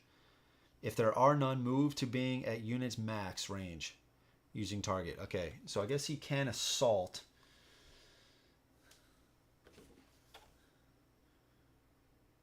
Assault onto an enemy within CP range. Okay, so he's going to try to come at us. I guess he's going to try to assault that guy. Because I think he would try to assault 1, 2. Now assault just means that was 2 points. Assault means he's technically in the same hex as us. Basically, assault is the way of, like, you know, if we have some defenses like sandbags, they're assaulting. They're like jumping over the sandbags, so they're actually nullifying the defense. So, but this is still only going to take effect during the damage phase. So he's assaulting. We can move out of this area. We're not like trapped here. Just because he moved in doesn't mean we have to stay here. The assault will end if we move out, if we choose to retreat, stuff like that. So I think that is what we're going to do. He did just spend... He spent 2. He spent 2, so they get 1 more. So the greens are all to, I guess this green here. It does say skip those. So let's go to the next one. Purple. So I think they're actually done. Oh, there is a purple. There are purples. What am I talking about? Defensive. I think one thing I wish I would like to see on the final product of the game, and I might submit this this feedback. Once these guys are flipped, it can be kind of hard to tell. Like there is a little icon, and I understand the components that I have handcrafted aren't the best to see.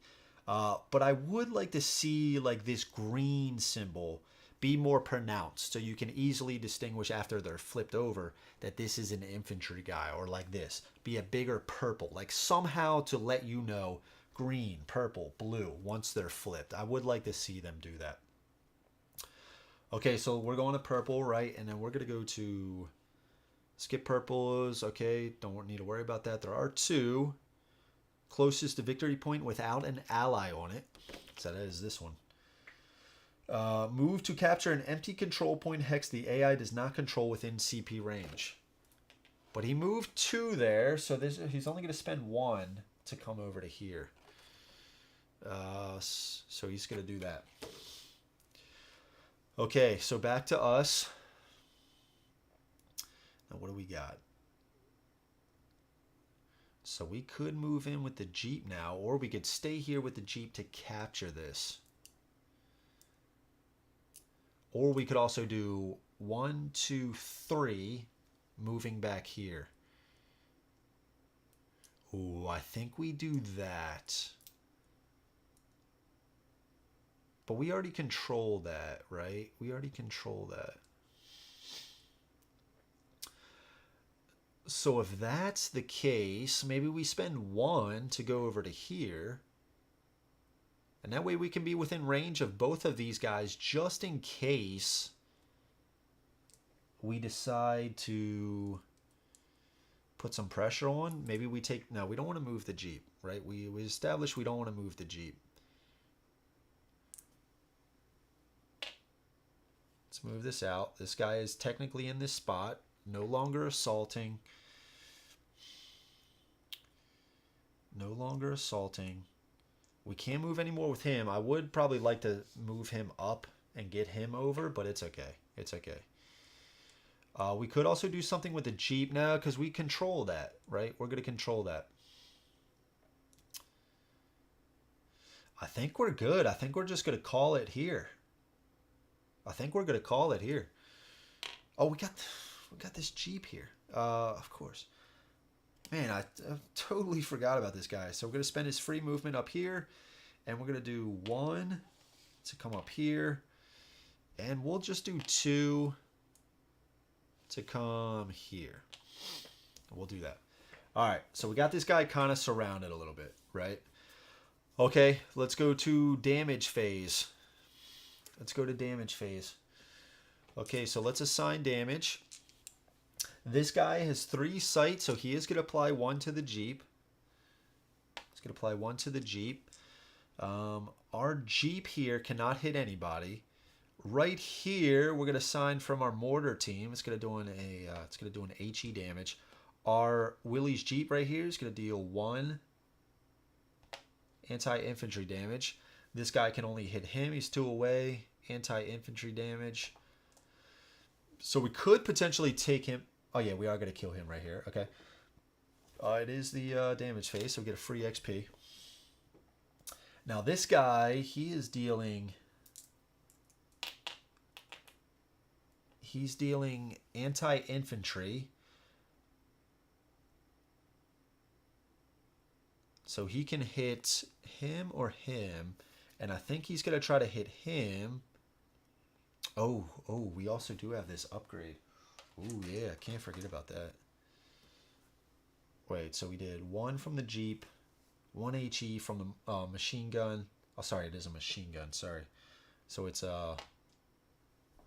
anti-infantry. Oh, but he's pinned anyway. Sweet. Sweet. Okay, okay. So we are gonna pin this guy. So there can be a little bit to Okay, so Jason, that's actually not a dumb question. The only way you can do that is with tanks, where they got a turret and their cannon.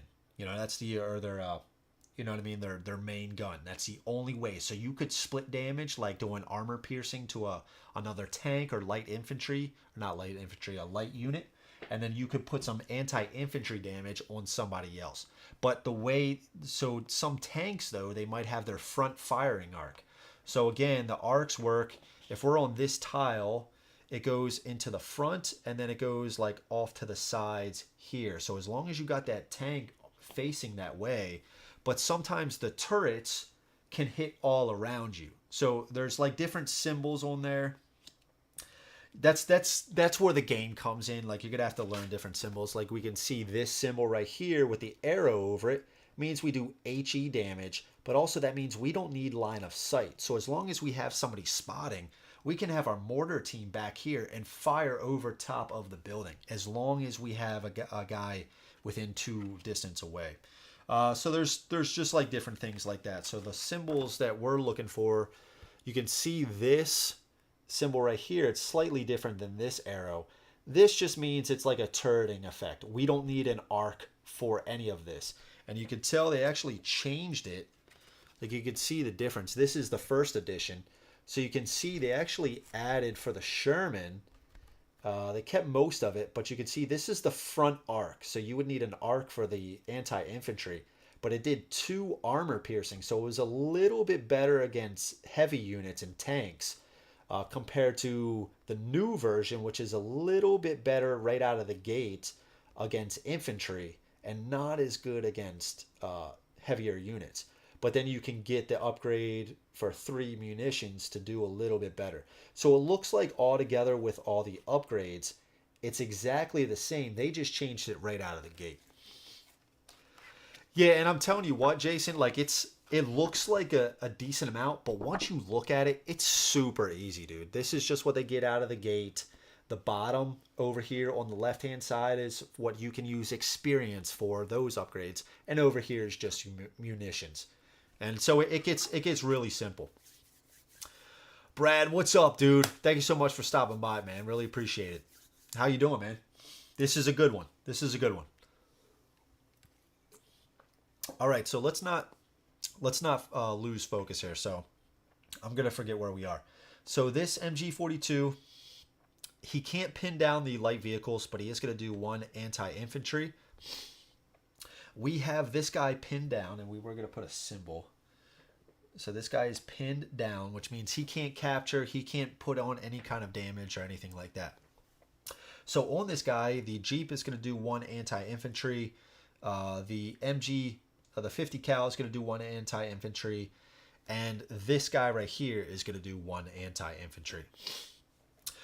So the way it works is like infantry aren't, they don't have good they're not good at blocking infantry damage. So all of this damage is going to go through.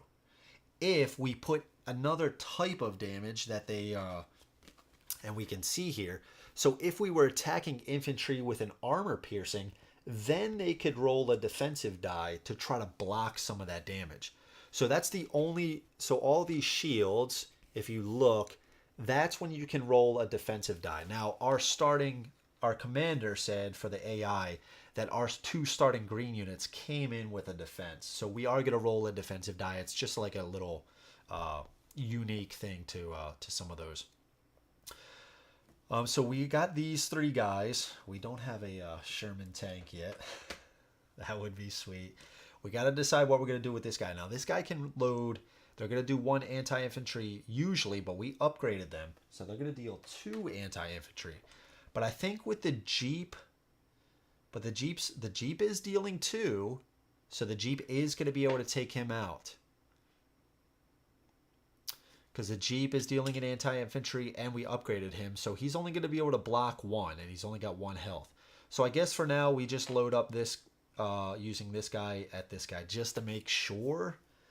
I mean, there's no way anyway, right? They're both dead. And this guy, Now he does have, we can't target, oh no, that's not that. Yeah, sorry. Let's do this then. With the Jeep, we're going to put 2 on him. And with this guy, we're going to put 2 onto him. Yeah, I like this a lot better. Dude, I'm really digging this game. I'm really digging this game. Just the strategy involved, I think it's super cool. The Brad Superstar Cohen. This is a very pleasant looking game. Love the buildings. Yeah, and that's from the Terrain Pack 1. Comes with that. You can get the sandbags. It comes in the Terrain Pack. So you can actually construct. I've been forgetting to do that. So for any unit with this wrench symbol, they can actually spend a CP to construct a sandbag, and that'll actually give them 2 defense from attacks. I've been forgetting to do that, which I should have. I had 2 to spend. I should have did it right here, man. That was foolish. That was foolish. And we do have to remember to use to apply damage with this guy. Now he's only within range of him, so we are going to apply this to right here. So he is attacking this guy. Mike James, you absolute legend. Happy Wednesday. I'm good. My wallet is worried it's going to have a bad night seeing this game. Curse you, Andrew, and thanks, Freddie. I prefer Brad, the Brad Cohen, but Superstar works. Brad, you'll learn, dude, that Freddie is full of positivity, man. If you're ever having like a bad day, or even if you're having a great day, Freddie somehow finds a way to lift you up even higher, dude. He's fantastic with that. He's always saying stuff in the Discord too. Dude, just like, you know, you're having an okay morning, you got your coffee, it's good to go, and then here comes Freddie on the Discord, and he's like, "What's up, you absolute legends and superstars?" And you're like, "Yeah, bro, this coffee just tasted a little bit better." And that is a little sellout. If you guys aren't, consider joining the Discord. It's a great time. It's a great time. Brad, I think you fit in perfectly there. Just maybe try it out for a month or so. You know, see how you like it. All right, I gotta stop. Okay, so let's apply. Let's apply, right? So let's apply to the Jeep. Now, since the Jeep is can roll a defensive die to anti-infantry, we can try to block this, and we do block it. The only thing that would fail is red, and 2 out of the 6 sides are red. Everything else we actually block. So that's why it's good to get that defense. It's my superpower. It is your superpower, man. But yeah, Brad, this one's good, man. This one's a good one. All right, so this 3 is going to go through. Now he's only going to be able to block 1. He fails anyway, so this guy is dead. And we have to, before we do this, we tried to hit this guy, and this guy. So that's actually going to get us 3 XP, which is really sweet. We got 5 XP now. So this guy is dead. We hit him for 3. He only had 2 life. This guy is dead. We do get an XP for that. Going up to 3. Okay. Take away this. Put these back. Very cool. We took out a guy. It's always good to see. Over here, we are getting hit for 1, so we're going to take this guy away. Over here, he's getting hit for 2 anti-infantry. He would block 1, but he's only got 1 health, so that is going to be him defeated. We get 1 more victory point for that. All right, this is over in the defeated stack. Yep, we got rid of this. Now we applied 2 damage to him. Now his thing, he's got 3 health. He doesn't have some of the guys like the snipers and stuff like that. You actually have to be adjacent to them. They got this little symbol here. So it's like it's called camouflage, but he doesn't have camouflage. He's an MG42 team, right? So he's like, he's shooting them loud, right? Freddy can make any day 2 times better. Yeah, dude, you're right. So we dealt 2 damage to him. He can't defend any of that. So let's put the pip on him. He's got 2 health left. Oh, sorry, he's got 1 health left. He came in with 1. All right, let's get rid of that. And I think that's it. For some reason, we missed applying the HE damage, I guess. Maybe did we just take it away accidentally? Either way, let's get the cubes back. And it is the supply phase. I guess in the damage phase, we were supposed to remove the flags if we were on them. We were supposed to remove the flags during that step.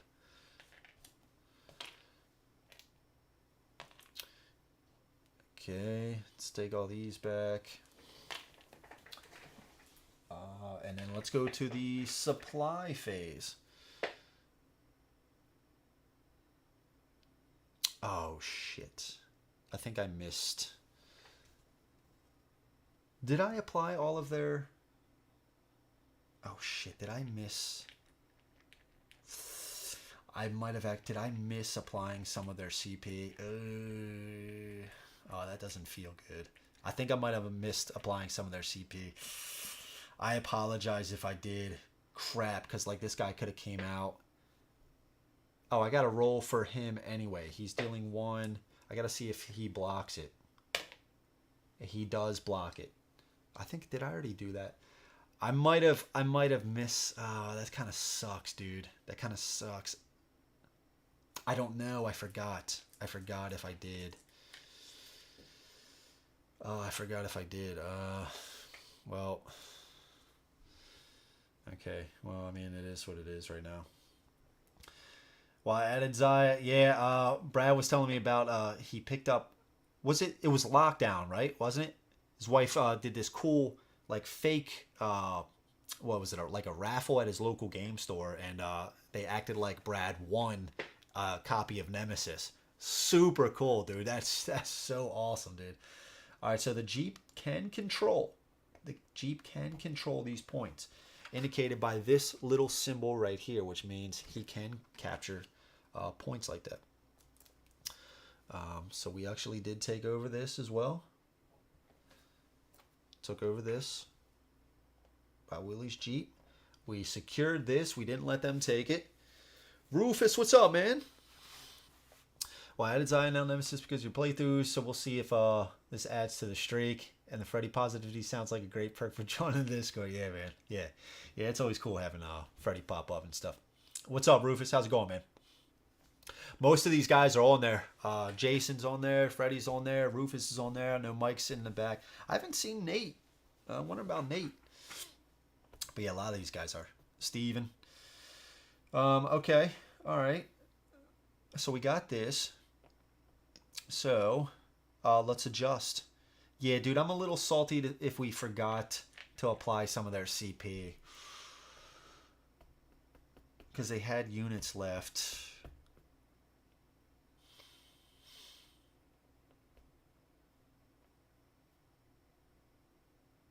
I don't know. I don't know if I did or not.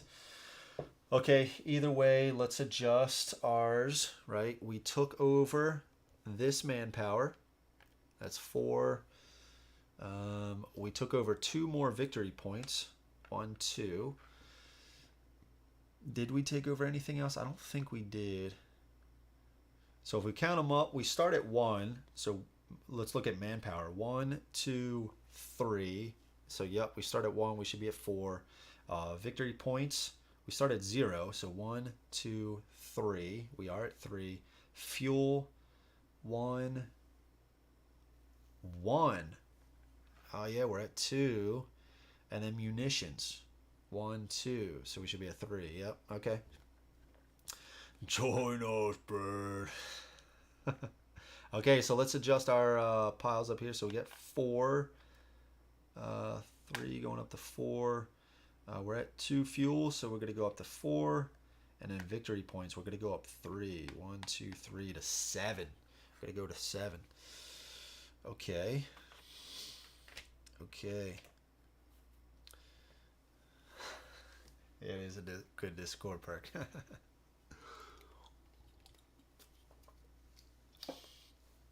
All right. We didn't unlock this. Okay, now let's spend.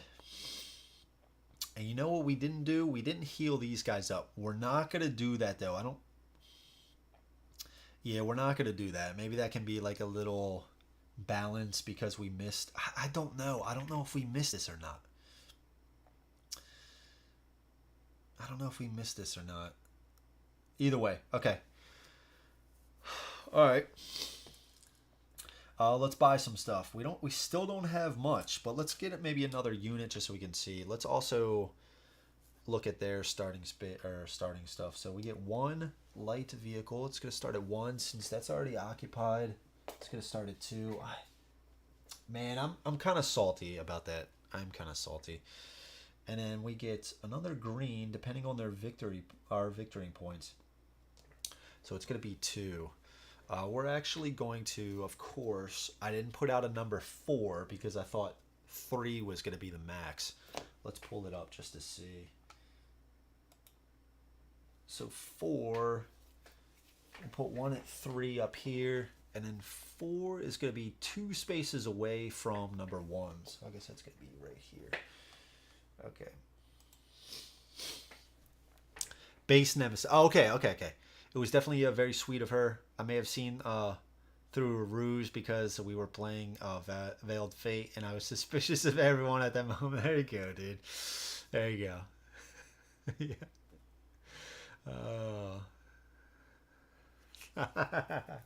Rufus, that's so funny, dude. I tell you guys what. This would also be a really fun one to play on Tabletop Simulator. It seems pretty well done on Tabletop Simulator, so I think this would be a really fun one. You could do 2v2. I think you could even do 3 versus 3. It's like, because this is a 2-panel map, and guys, I'm telling you, this is just absolutely massive. But you can do like a 3-panel map for even more. Like, so you can put a whole other panel, which is one of these, to the side of it. Massive game. Okay, so we gotta spend. Now, I feel like we're kind of light on infantry. The good thing about our Jeeps, though, is that they can control. So how many victory points are we playing to? Because if we control these 3 by next round, we'll have 11. And especially if we kill another guy, we'll have 11. Right? Now, I didn't give them their victory point. They did capture this. They did capture this one. Let's turn him back to speed. So they actually got another one. Yeah, I'm kind of thinking like they might have moved this guy to go get this. Yeah, I don't know. I don't know how many cubes they have left. If they did. Yeah, Rufus, I'm sorry, man. But yeah, it's just how it goes, man. You know, some of these games are they're just so fun, dude. I just can't help it, playing. And then, yeah, it is unfortunate, dude. Actually, you know what? I'm not sorry, bro. Get the games. Just get it, dude. If she says yes, or if she says, please tell me you're not getting this one, just say, yes, I am.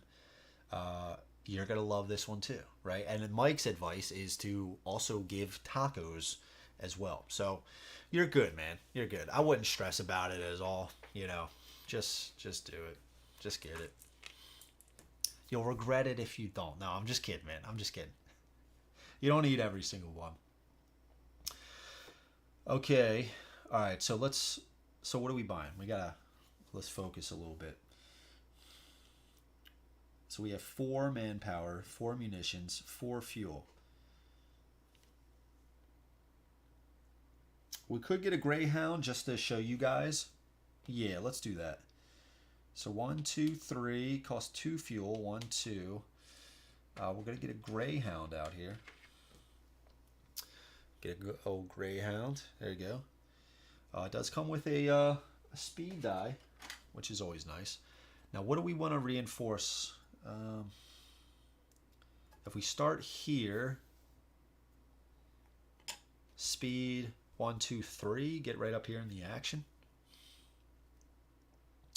It's dealing anti-infantry though, and the thing is, we're gonna start needing.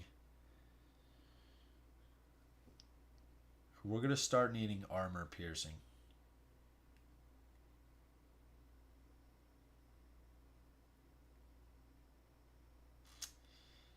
The munitions. Actually, we're not. We're not. I take that back. 1, 2, 3. It was at 4, right? We are gonna get an AT gun. I'm gonna get an AT gun. Load this up. There you go. Let's get out our guys. Get a tray. Put this big AT gun on the front. Yeah, baby. And we got to get some personnel to operate this bad boy. It's 3 health. And this has some armor piercing. It's got 2 armor piercing. So when these vehicles try to come up on us, we're going to try to take them out.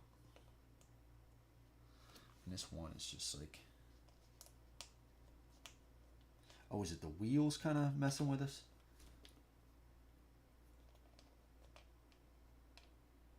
Alright, that works. Alright. So it is going to come with a setup die. It comes not set up. I think we got the 2 vehicles over here. I think we take it over here and we try to start setting up at this arc over here. So just in case they start coming on. My wife is an enabler. Oh, sorry. I was also trying to think of, I already have that one. Dude, hey, I'm not even kidding. My wife has come down and she's like, because this is only the board game room. I mean, we do have a TV down here. We occasionally do stuff down here. Very, very seldom. So occasionally she'll come down and she'll just go, oh, what's that one? Is that one new? I was like, I've had it for months. I've had that for a long time. Sometimes I have, but other times it's like, maybe within a week or something like that. Yeah, I don't know. It's funny. It's funny. My wife is an enabler. I'll talk myself out of a game, and then she buys it for me. See, there you go, Brad. Dude, that's so cool, man. Nemesis she bought because our friend Daniel told her it goes out of print. Hell of a wingman. Goes out of print. Oh,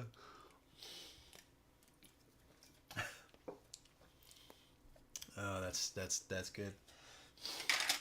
Okay, it might become rare, but I think you won't have a problem ever finding that one. Like that's a gold mine for them, right? I don't ever foresee them stopping making that game. Okay. Yeah. So I think this is going to be the case now. What did we spend for that? We spent 4.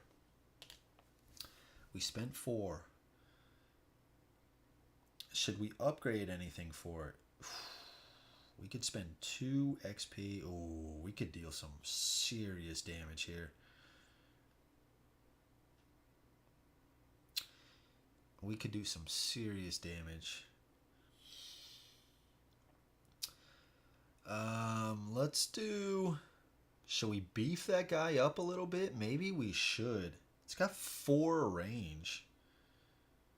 Let's spend 2 XP to give it another AP damage. So it's dealing 3 armor piercing.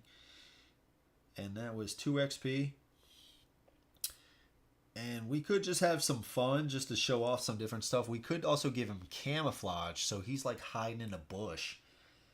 And he's just going to blast some tanks and light vehicles. I don't know how much further the game is going to go. I don't know what victory points we're playing to. So I don't want to get too careless just to show off some stuff and then just get annihilated somehow. Because I was just being kind of dumb. So we will stop there. So then... What else should we give? Should we upgrade anybody else, or should we just save it?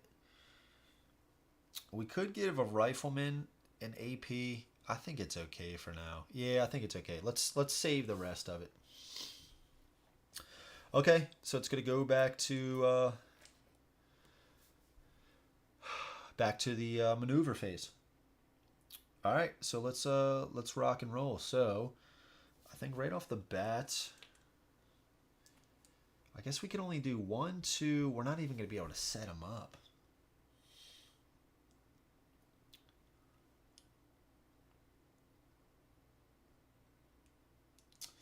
Yeah, we can't even set them up. So we could like bring him 1, 2, maybe 1, 2, set him up here. Yeah, I guess that's the play right now. 1, 2, and then for 3, we're going to set him up. And we'll have him face this way. So again, his arc is going to be in front, and he's going to be able to capture all stuff down here and all this way as well. So all this area. And his range is 4. 1, 2, 3, 4. So I guess if one of those vehicles, but I don't think any of those vehicles could come in here now. Either way, he'll be able to start. Maybe this guy will come forward. I don't know. We'll see. We'll see. Okay. And that was our 3, right? It's going to go to them. All right, blue. We do have a blue. We have... Is this guy blue? No, it's purple. This guy is blue, I think. No, purple. Is there only one blue? Yep, okay. All right, blue barrage. Okay, so skip reveal blues. Okay, unrevealed. We don't need to worry about that. If revealed, pick an enemy within CP range to fire at using target selection. Otherwise, pick the closest. Move towards a hex that is 4 hexes away from it. Adjust firing arc for free. So this is the thing. I guess they're going to fire right now. If revealed, pick an enemy within CP range to fire at using target selection. Within CP range. So he's dealing anti-infantry. So I guess you could come... 1, 2. They don't have to set up like we usually do. So he could do something like 1, 2, 3, 4. He could do that. So he could actually like do 1 CP and then turn 1, 2, 3, 4, and he could attack us here. And I guess they are firing right away.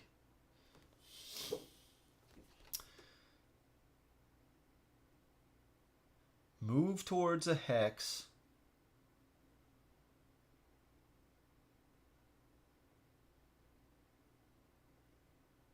Move towards a hex that is 4 hexes away from it.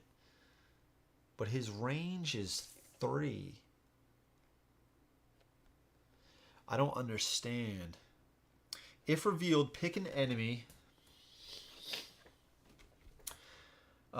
within CP range to fire at using target selection. So, target selection, he's going to attack infantry because he's dealing AI damage. Otherwise, pick the closest. Move towards a hex that is 4 hexes away from it. But his range is 3. I don't know. Do we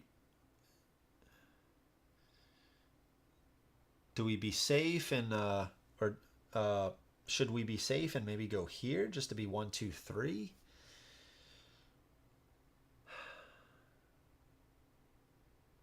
I guess maybe this is just kind of like one thing to break the rules. Like his normal distance is 3, but hey, now we're just doing a specialty here before the damage phase, so now it's 4.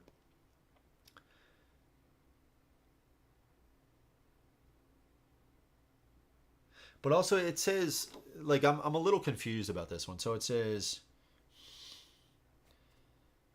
I mean, the blue barrage to me would kind of be like they are attacking right now.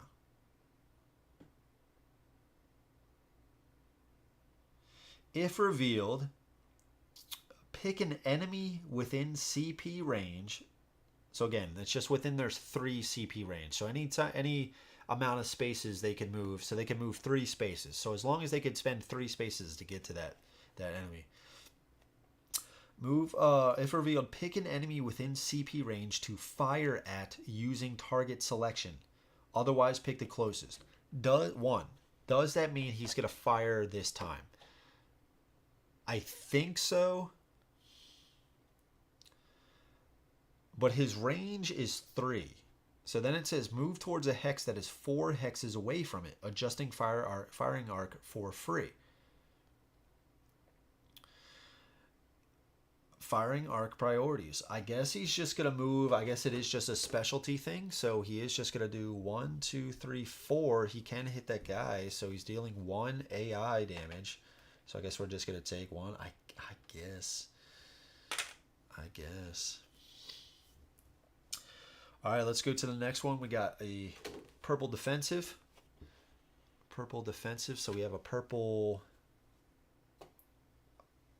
Oh, god damn it. It's not even this guy. This is what I'm talking about.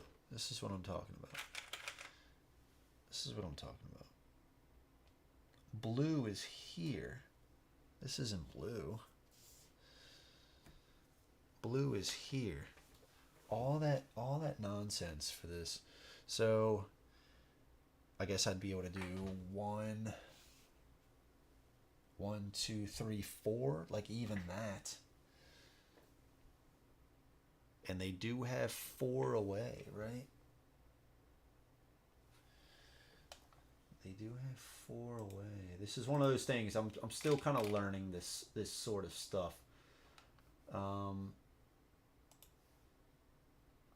think they are flip it for. I think it's 2, 3, 4, 2, 2. So yeah, so they'd be 4. Oh yeah, so okay. That's where my confusion was, because these guys have 4 range. Yeah, I'm sorry, guys. I'm sorry. So this is an emplacement. These guys do have 4 distance away. That's why that wasn't even a blue. So that's where my confusion was. All right, so he's moving here. 1, 2, 3, 4. So he's not gonna go there. He's actually going for 1, 2, and then he could do 1, 2, 3, 4. Oh yeah. So let's mark this down, because he's within firing arc, right? Or sorry, the type of damage. He's looking to do a certain type of damage. So 1, 2, 3, and he's adjusting his arc towards this way. 1, 2, 3, 4, because he's dealing armor piercing, and they are not equipped. The Jeep is not equipped to deal with armor piercing. So he's dealing 3 armor piercing.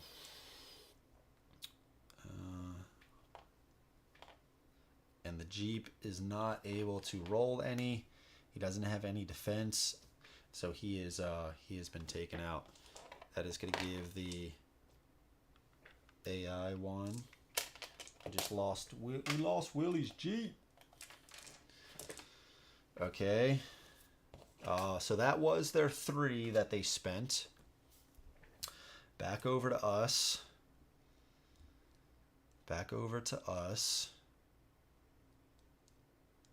We could do 1, 2. Get right up in that guy. Oh, but they got infantry up there. I can't just rush in there. Oh man, this is it's looking kind of slim here. What if we did free? These guys still have a free movement. Free 1, 2, 3, 4. Sorry, free 1, 2, 3. Yeah, we could do something like that. Go in, try to take out that guy. Yeah, that might be pretty good. He's got 3 health. Yeah, let's do that. So we'll spend a free movement. 1, 2, 3, 4. We'll go right up in this guy's face. Yeah, let's put this over here. Right up in this guy's face here. Okay. That was our 3. Let's go to the next one. All right, so we got green, defensive. So they're going to look to try to capture 1, right? Okay. Unrevealed. We got 2 unrevealed up there. Closest to victory point without an ally on it. Okay. So closest to victory without an ally on it. So 1, 2, 3, 4, 5. 1, 2, 3, 4, 5. So this guy. Okay. Move to capture an empty control point hex. They cannot. Move towards being at a unit's max range of the nearest enemy player. Okay. Alright, so I guess you're going to try to move up here. So 1, 2. I guess they can go through units. 1, 2, 3. Oh, that's going to make it. That is going to make it. That is going to make it. Movement priorities, victory points. Okay, so it is on a victory point. So 1, 2, 3. We'll have them go there. 1, 2, 3. It is within 2, so it's going to flip. He doesn't have a flip effect. It is a Rookie Panzer Grenadier. It's going to deal an AP and an AI. He's got 5 health. Good night. He's got 5 health. Back to our turn. Do we want to get this guy up more? Mortar team's got 5 range. We could pack him up, get closer. 1, 2, 3, 4. Oh, he can hit him now. He can hit him now. I don't want to get too close with the Jeep over here because I don't want that. I mean, they got 6 cubes left. I don't want that light vehicle coming over to me. I don't know what it is. And he's only dealing 1 anti-infantry. I guess they got 2 light vehicles over there. There is one behind the house. I got to remember that there is one behind the house over here. Right up here. We need a speed die on this guy as well. Can't move with this guy anymore. Yeah, So with this guy, we can't come here because this guy will have us pinned. He'll start doing some damage to us, right? So do we want to move over? All of these guys have activated. Right? So we could at least get this guy out of that range. All right, let's do this. Let's do 1, 2 to load him up into the Jeep. Right? He's loaded up into the Jeep. And then the Jeep, we got this back, right? Free movement. Let's come over to here.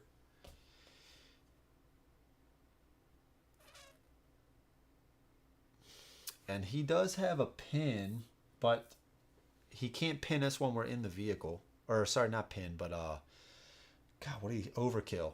He can't do overkill. So they would take a damage every time moving in his firing arc, but we don't have to worry about that.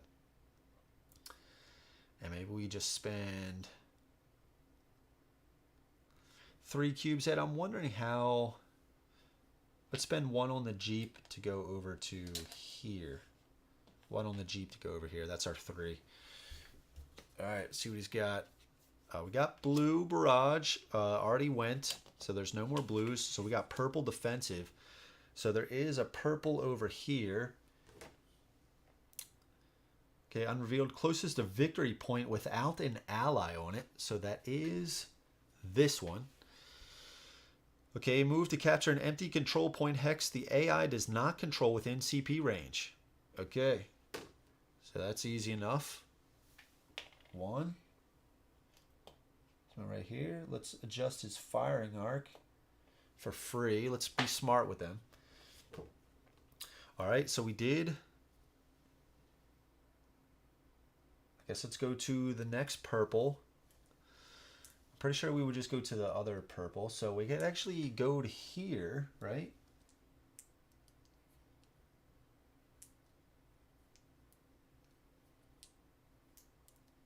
Movement priorities, victory points, and then reading order. So an empty control point. So I guess he's going to go right here. 1, 2. He's going to go try to get this. Let's adjust the firing arc.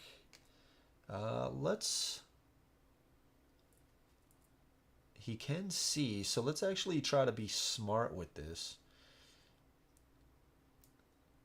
His range is 3. 1, 2, so he can't hit that. So let's actually have him target this guy. Let's try to do that. Okay, that was our last 3. Can't do anything over here. Now we could, oh, but see, now we're in overkill. So if we move over here, we're not going to be in a good spot.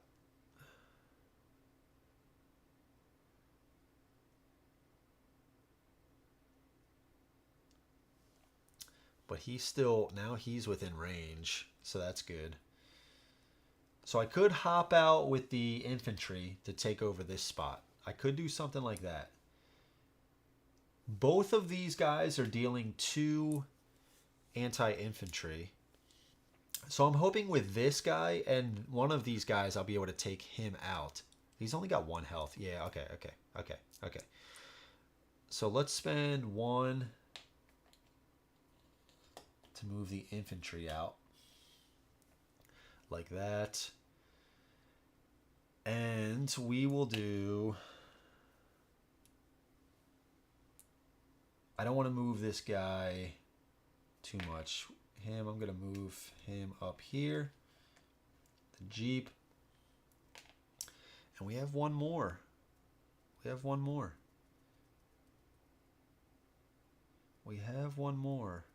We don't want to pack this guy up because he can hit him. He is being spotted by this guy. I think that's fine. I think that's good. Actually, we probably should have... Let's do something like this. We won't spend that there. We'll just save with 2. We'll save with 2. 2 left.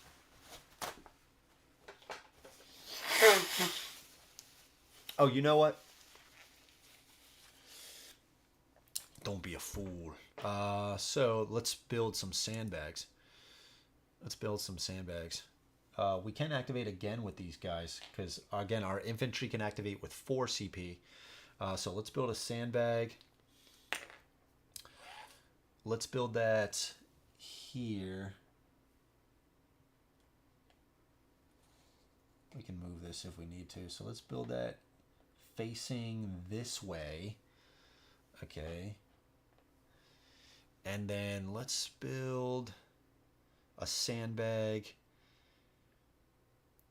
I think when we're in overkill, I don't know if we can build a sandbag.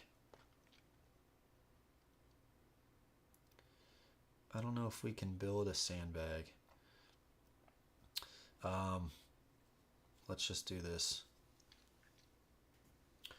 I don't know. I forgot that. Let's move this over here. Let's build this like this. Okay. So we'll do something like that. So we build a sandbag here and up here. Okay. And the last card for them. All right, we got yellow. Oof. All right, this is yellow assault. Okay, unrevealed. Closest to victory point without an ally on it. So right here. So it's going to be that one that activates. Assault onto an enemy not in a building within CP range. 1, 2, 3. It cannot. If there are none, move to being at unit's max range using target selection if revealed. Otherwise, the nearest enemy player unit. So, if he moves 1, 2, 3, that would be in range of him. Yeah, I think let's do that. I think that's going to be good. If there are none, move to being at unit's max range, which is 2. So 1, 2, 3. Let's have him go in here. I guess he also has a free movement. Oh. Yeah, he's got his free movement, so we'll spend that.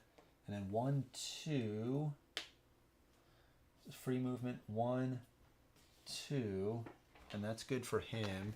We flip. I guess we actually would have flipped back here. He has a flip effect because this guy, he was in. Oh no, is the camera not working? Oh my god, dude, has the camera not been working this whole time? I mean, not the whole time, but holy crap, guys. So I've just been pointing stuff out, and you guys haven't been able to see anything. Alright, let's try this real quick. I'm sorry, guys. That was kind of weird.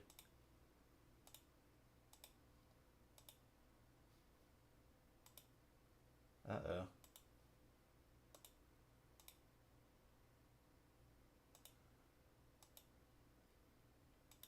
Uh-oh.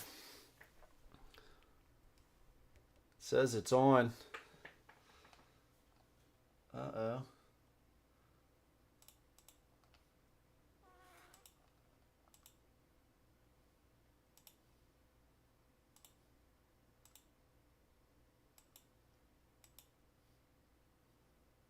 Come on, baby. Let's remove it. Uh-oh.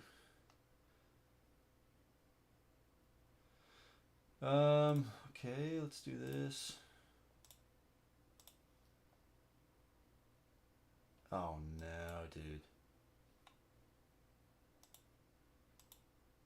Did it die?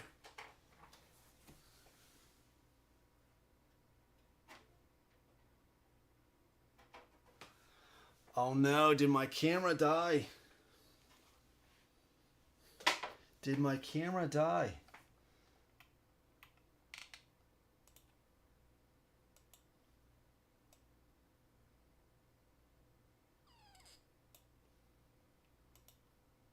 Oh no.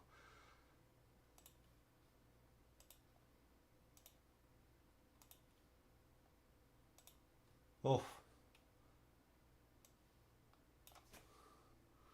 Okay, that was a little scary. That was a little scary.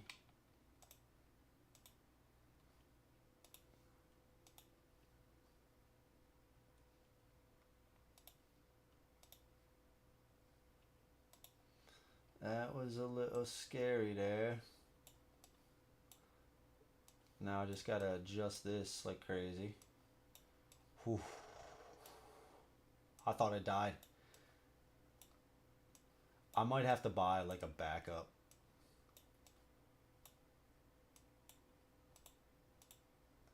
I might have to buy a backup. That was kind of scary. Let's do...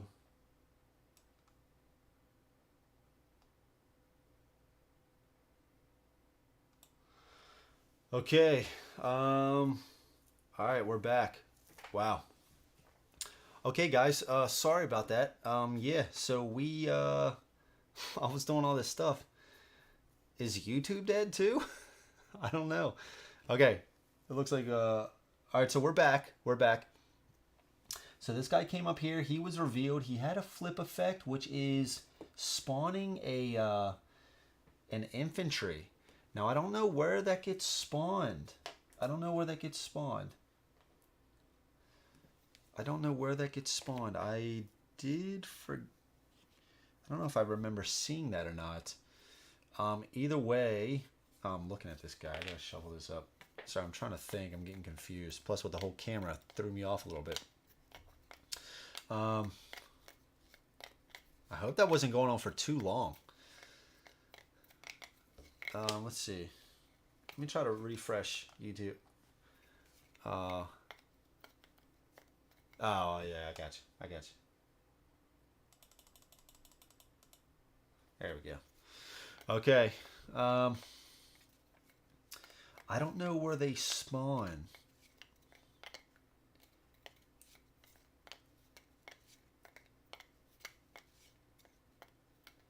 I guess they gotta spawn close. Maybe let's do right next to them.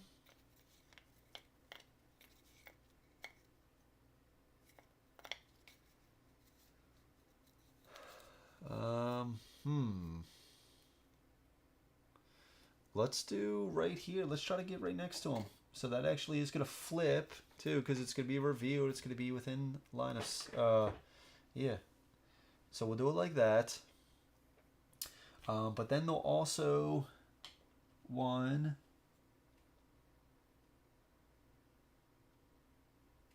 I guess we'll do 2. It was either, maybe it was there. Maybe it was there. So 2. Yeah, using the least amount. So speed, 1, 2. Yep, we'll do something like that. So they have 1 left. So they could actually activate this guy as well. All right, so let's have him come up. Kind of thrown off my game a little bit by that. Assault.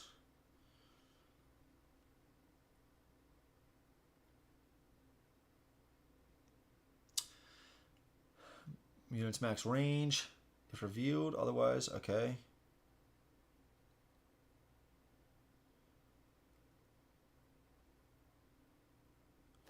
Okay. I think that's good for that one. So then I think with this, we're just going to do speed and then 1 to get on the bridge. I think we'll do something like that. Okay. Hopefully this is I'm doing this okay enough. Okay. All right, so I believe that's it. Let's go to damage phase. So are there any? No. Okay. All right, so right here, he's going to deal 1 anti-infantry on us. We are going to deal 1 anti-infantry on him. It is damage phase, so let's get our XP. Right here, he is going to target us. So he's going to put on 1 AP and 1 anti-infantry on us right here. Right here, he's going to put on 3 armor piercing.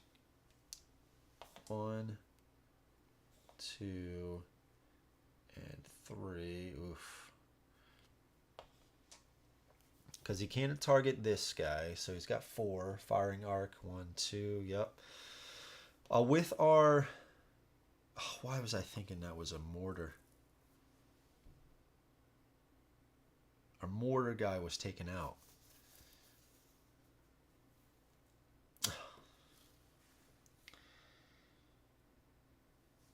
I thought that was a mortar.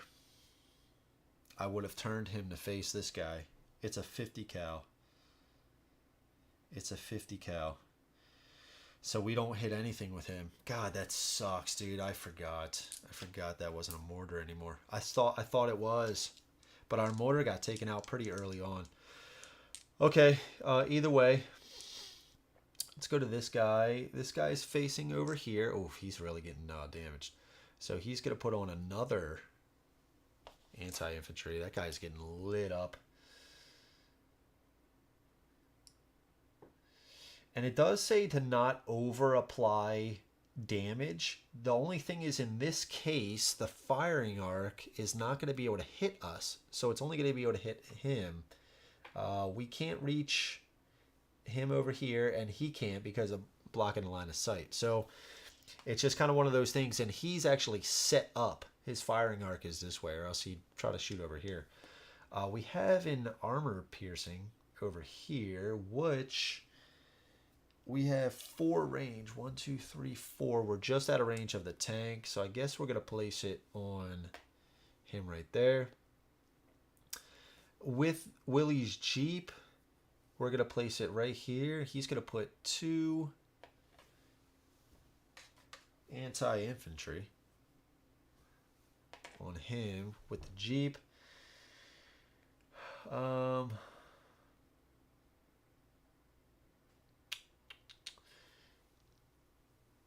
Our infantry,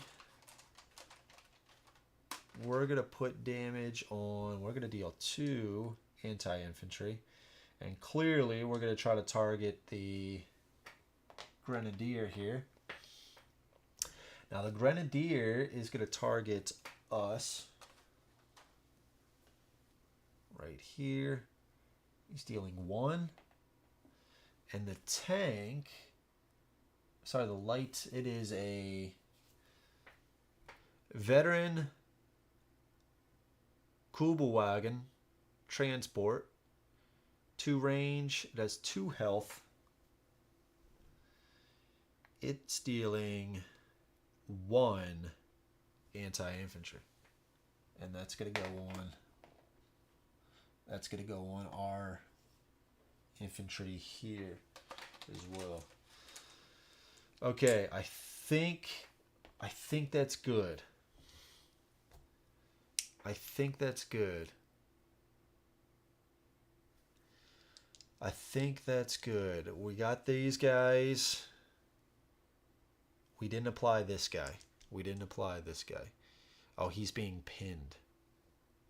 He's being pinned down. He's being pinned down. So we can't do any kind of damage. He's being pinned by this guy. But we are attacking 1 AP here. Sorry, he's actually dealing...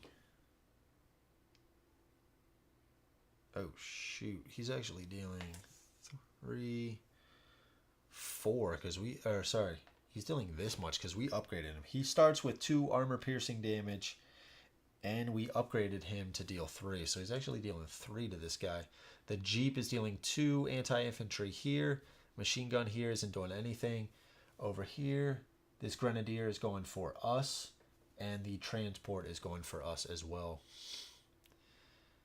And I think that's it. All right, so let's go. Let's start over here. This is going to go through, so let's get a die on him. He's got 3 health, so he's going to go to 2. He doesn't have any defense that he's rolling. We do get the roll of defense with the Jeep because we do have a... We are kind of not immune, but we do miss. So we actually took a damage. And sorry, we are attacking 1, 2... 3. We're attacking 3, so that's going to get us 3 XP. All right, over here, let's just go with this guy. These guys are definitely dead. Oh, Jesus, what am I doing? Why am I rolling all this? I'm starting to lose it a little bit. So we got 1 here. I'm starting to lose it a little bit, guys. All right, 1 here, and then 3 here. Okay, so we're getting hit with 3 armor piercing. This guy's dealing an armor piercing and an anti-infantry, and this guy's dealing 1 anti-infantry. Okay, so since we have 4 anti-infantry, or sorry, armor piercing, we're gonna roll 4 defense dice, 1 for each of those. And then also with the sandbags, we're rolling 2 as well. So we actually could block all this. All right, so we got 1, 2, 3, 4, 5 blocks. 1 miss. But that is enough to take out this sandbags, and we only lose 1 guy. Holy smokes. Holy smokes. I hope I did that right, but I think so. Because we get to roll the defensive dice for the armor piercing, which there was a lot. This guy's dealing 1 and 3 right there, so we blocked with most of those. And we're only dealing, getting dealt 2 anti-infantry, and we were behind a sandbag, so we rolled, actually, we were supposed to roll 1 less die. This wasn't, we were getting hit from here. We didn't get that defensive die for the sandbag. So let's say we died. Yeah, because the sandbag was facing this way. Oh, but no, that's... But it's still triggered. It's still triggered. That's right. That's one of the rules of the game is that, like... Yeah. The sandbag is still gone. But since somebody else triggered the sandbag... to be the defense roll, that still applies to everything. So that's right. That's right. Okay. So we still take the damage there. Okay. Oh, the camera died again.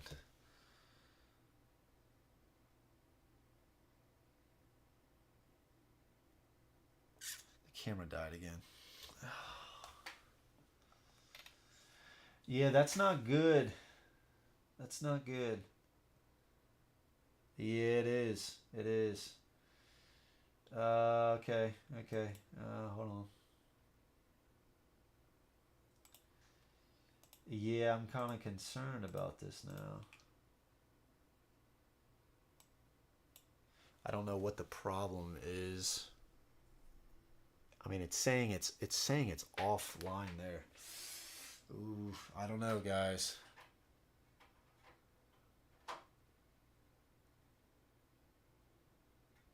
No lights there. Uh-oh.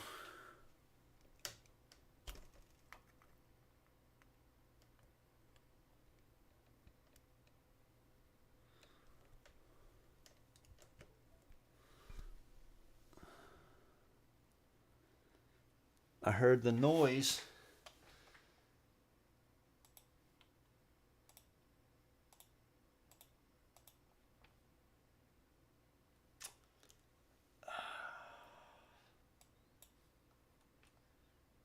I mean, if I can't get it, or if it does it one more time, I'm just gonna have to call it, cause yeah, man, that sucks.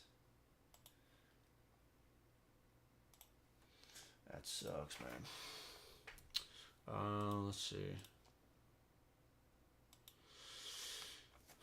Yeah, I mean, there it is, but we did this last time and it didn't get touched. It didn't get touched. Now it's not even registering that it's plugged into a 3.0 jack.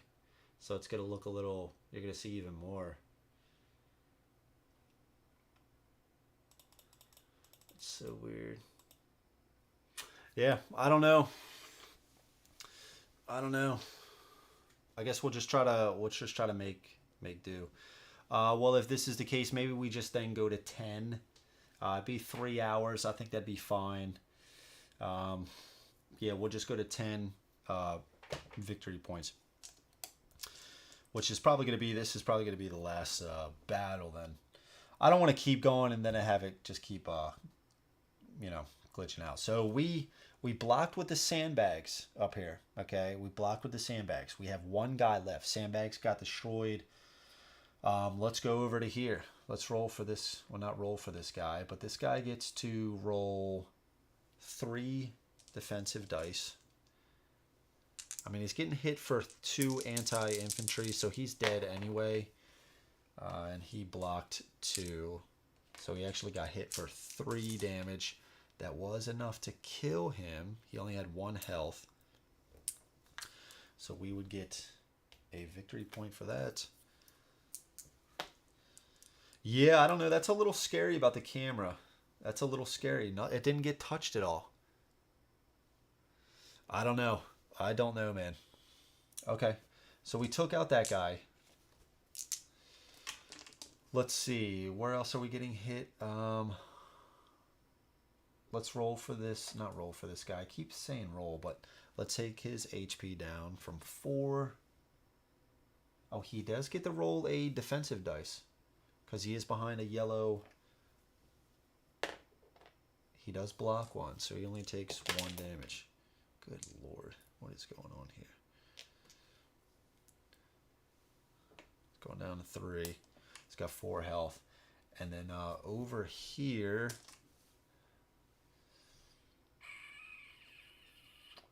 what's the deal with, oh, we're getting hit here, right? We're getting hit here. So that's actually, we're behind the sandbags.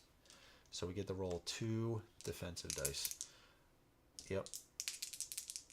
Because again, if it was only this guy hitting them, it wouldn't trigger because he can bypass the sandbags. But as soon as one person triggers that defense, you can roll it for everything. So we could still block that, which we do. But they dealt 2 damage, so this sandbag does go away. Okay, and that was that. That was that. So let's bring these back. And let's see, and I think we got the 10. Yeah, I'm a little scared about the camera. I am a little scared about that because that's kind of unusual. I don't know what I'm gonna do. I might just order a backup now. Hopefully it gets here by Friday, just in case for that Lords of Hellish stream. You know what I mean? Okay, so let's take a look at the control points. So we do get to control this. Right, we are on that, and we still maintain control of everything else. They do get to control this.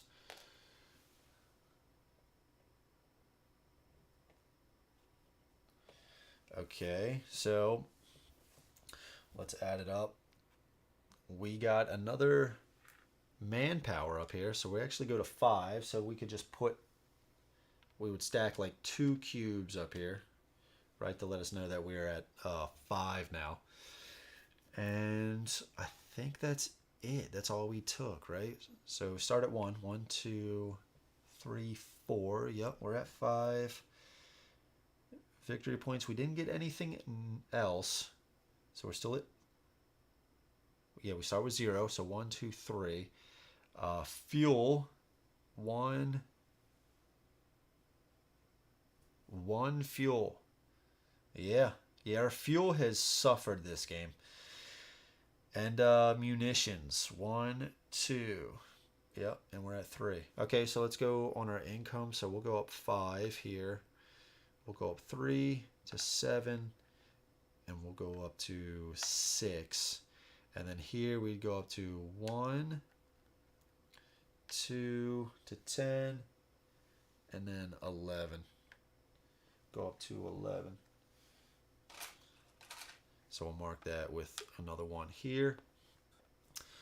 All right, so we're at 11. We got our XP. And they got 1, 2 over there. 1, 2. 1, 2. So they have 7 right now, and we have 11. Yeah, okay. I think we're gonna call that 3 hours. I think that's good. It's 12 o'clock. And then next round though, of course, good thing we're doing that. They would spawn a heavy tank, a veteran Storm Panzer. He's dealing 4 HE damage. It is direct.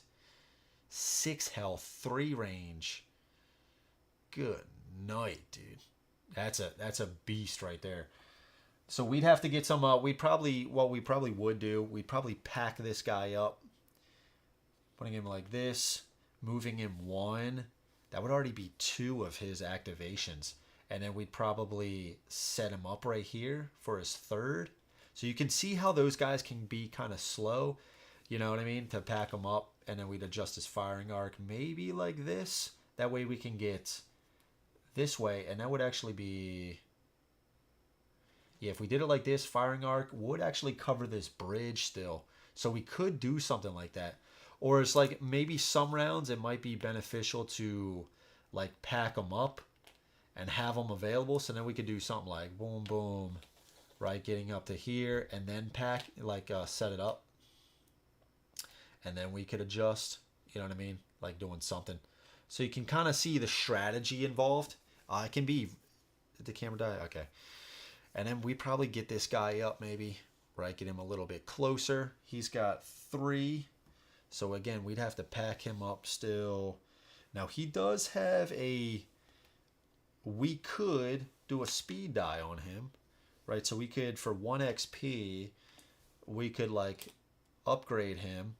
So then we could do like pack it up, right? Use the speed die for a free movement. Boom. He's got 3 range, so then we could do 1 more to get him closer in the 3 range, and then our last cube to pack it up, or to set it up. And now we could be set up 1, 2, 3, putting some damage on this guy right here. So it's definitely cool. And you know what we haven't used? Dude, you can go into buildings. Like you can go into these things. They're not just for like to block stuff. Like, so you could actually go into them with even machine guns. You can't go into them with vehicles and stuff like that. You can't go into them with mortar teams. So some weapons teams you can't.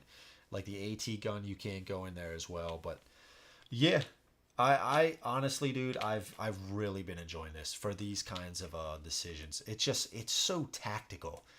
There's just a lot of strategy. So, I mean, we could have easily have just been like, I think there's even like a Jeep commander. So we could have went like hardcore into Jeeps, right? Just start running around the map with Jeeps. I think would have been pretty cool. Yeah, I mean, get the Jeeps and maybe we go like Jeep and then Rifleman and just load up the Rifleman with like 2 armor piercing. So they'll be a lot better against those vehicles. And like, so that's the thing is that if we give them 2 AP, they're going to be doing armor piercing, right? So they're not going to be that good against our infantry. So, you know, just running around with a Jeep, just getting our infantry up with our riflemen with armor piercing, putting them right in the front lines with those guys. Maybe they got an arc and they're not even facing our guys. You know, a lot of cool stuff like that. I've just really been enjoying it, and it's been fun to watch some of these matches where the guys really know what they're doing, and you can just like, okay, well, we're gonna go here. Just seeing how they're setting it up and all that sort of stuff. It's super cool. It's super cool. I've really been enjoying this one. But like I was saying, like at the beginning, this one is really like, dude, it's really fun to capture the stuff because then you're getting a lot more resources, and each map is a little bit different. So some maps, if you ever see it, it's like, okay, this map is called Trois Ponts, I guess. It starts with 442, which just means you start with 4 manpower, 4 munitions, and 2 fuel. But other maps could be, I think there's even one in there that's a 220, 2 manpower, 2 munitions, 0 fuel. Crazy. But then there's other ones that have more, maybe 6 manpower, 5 munitions, stuff like that. So it's really cool to see all of this, like, and then you know what? We could have also flipped this board around, and there is setup in here for this. So if we do, I gotta take this camera down. But like if we set this up, we could have taken the top, the blue side, and we could have set the enemy up down here. So there's a bunch of different things that you can do, different commanders, different factions and everything like that. It's been a lot of fun just diving into this game. It's been a lot of strategy. And I'm scared, man, because I think, yeah, you can, brother. That's a fantastic movie. That is a top movie right there. Yeah, you can. Look, it's right here. It's right here. Yeah, man. But they had some sandbags and stuff, right? They had some sandbags going on here. They had some what else did they have? You got some barbed wire, right? Set up the barbed wire, right? They even have, I think it's in this box, the terrain pack. Yeah, it is. They have some of these things for the tank, so the tank can't move onto the space, right? Set up some of this stuff. Yeah, there's your Saving Private Ryan right there, man. Yeah. Let's see. Yeah, there it is. There it is right there, man. See, getting all set up. Yeah, man. They even had like a tank coming in. But it's also cool because they have like the factions, the minis, they all come in these trays, which these trays are pretty cool. So you can see this here. I have been setting up all the guys because you can see on the bottom they have like squares for each guy. But dude, it's like after getting out the game, I'm just starting to like just chuck them in like this. You know what I mean? It is a great movie. Yeah, but they each got their spaces like this, and you can see U.S. and the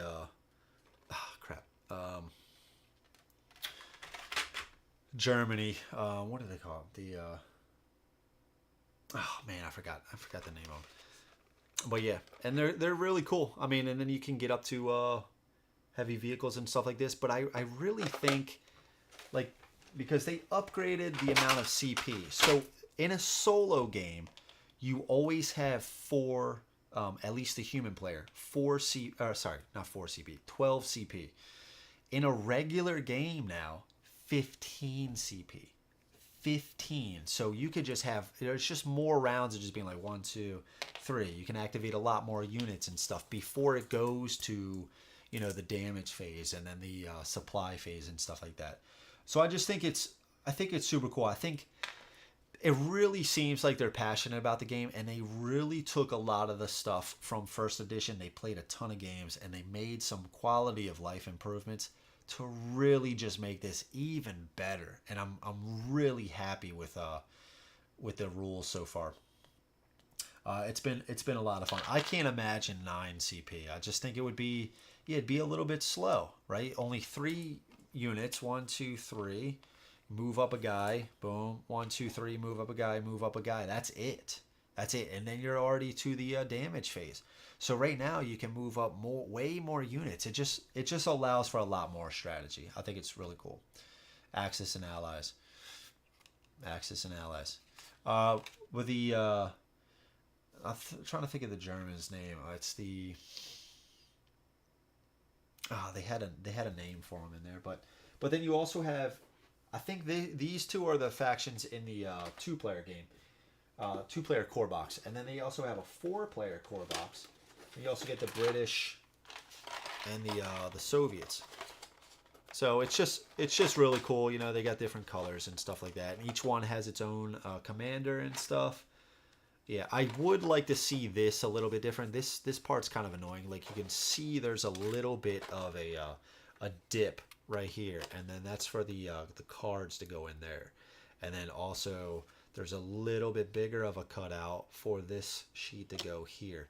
But this is just like, it's just so loose in there. I know this is kind of staying in there now, but once you start getting a few commanders in there, like, I don't even know where all the I think they're right here. Once you start getting a few commanders in here, it's basically like they just free float. It's not that hard to move them around. And then plus you got the 3 buildings, and they really just start to move. So I would, but I don't know what they do. It's really not that big of a deal anyway, but you know. And again, the only other thing I would say that I really would like to see, and maybe they are already doing this, is I think the tiles in the new solo are going to be squared. Because all of these were squared that I was cutting out. So maybe they're going to do something like that. But you can see, like on this one, they got this little icon, and this shows that it's green. All right, because this is a green unit. So, and plus the really cool thing is, you're going to be able to play, if you buy the solo, it's a solo co-op expansion. I'll finish my thought on this in a second. But if you buy that, I'm pretty sure, like, because if you do a 2v2, maybe you and another human, how are you going to do 2 AI? Well, they're going to have different symbols on those. So, like, you can see this is this kind of symbol. Another one might be like, this is a black kind of symbol here. So that's going to allow, okay, I'll control the AI for me, right? So I'll have my units coming down here, and then you can control your AI with your kind of logo on there. So that really helps out to speed up the process of, okay, and then plus, like, each one would have its own commander. So you can see here, okay, well, you actually have a red and a green, so you control those. We flip the one card, and then we go down the line. All right, so there's no red on here, so we can skip that, go to green. All right, so you got your green. I have 2 greens right here. So it makes the co-op a lot better. And I even think you're going to be able to do, if you want to have a larger battle, you playing, and you have 2 AIs that you're going against and an AI on your team. So I think you're going to be able to do stuff like that, which is really cool to have, like a 2v2 battle playing solo. I really like that a lot. But what I was going to say is, so that being said, if you flip this symbol is a green of this back. if they keep it this small and it's another green symbol of like I was just mentioning, maybe this logo is now black, it's hard to see. Like, yeah, I got the tape on there right now, so it's making it a little like blurred out. But even if it wasn't like that, it can be kind of hard to just, I want to be able to look at the table quick and just say, okay, that's one of the green units that I am controlling. That's a blue unit that I'm controlling. That's a yellow unit that my partner is controlling. So I want the colors to be a lot more pronounced, as well as the symbol. I think it needs to be that way.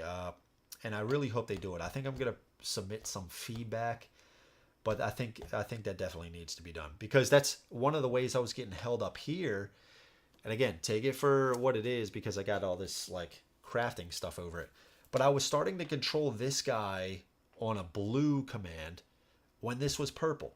So if this would have somehow been on here like, this is purple, you know what I mean? I would have been able to tell that was that guy a little bit more. So that's my only thing so far.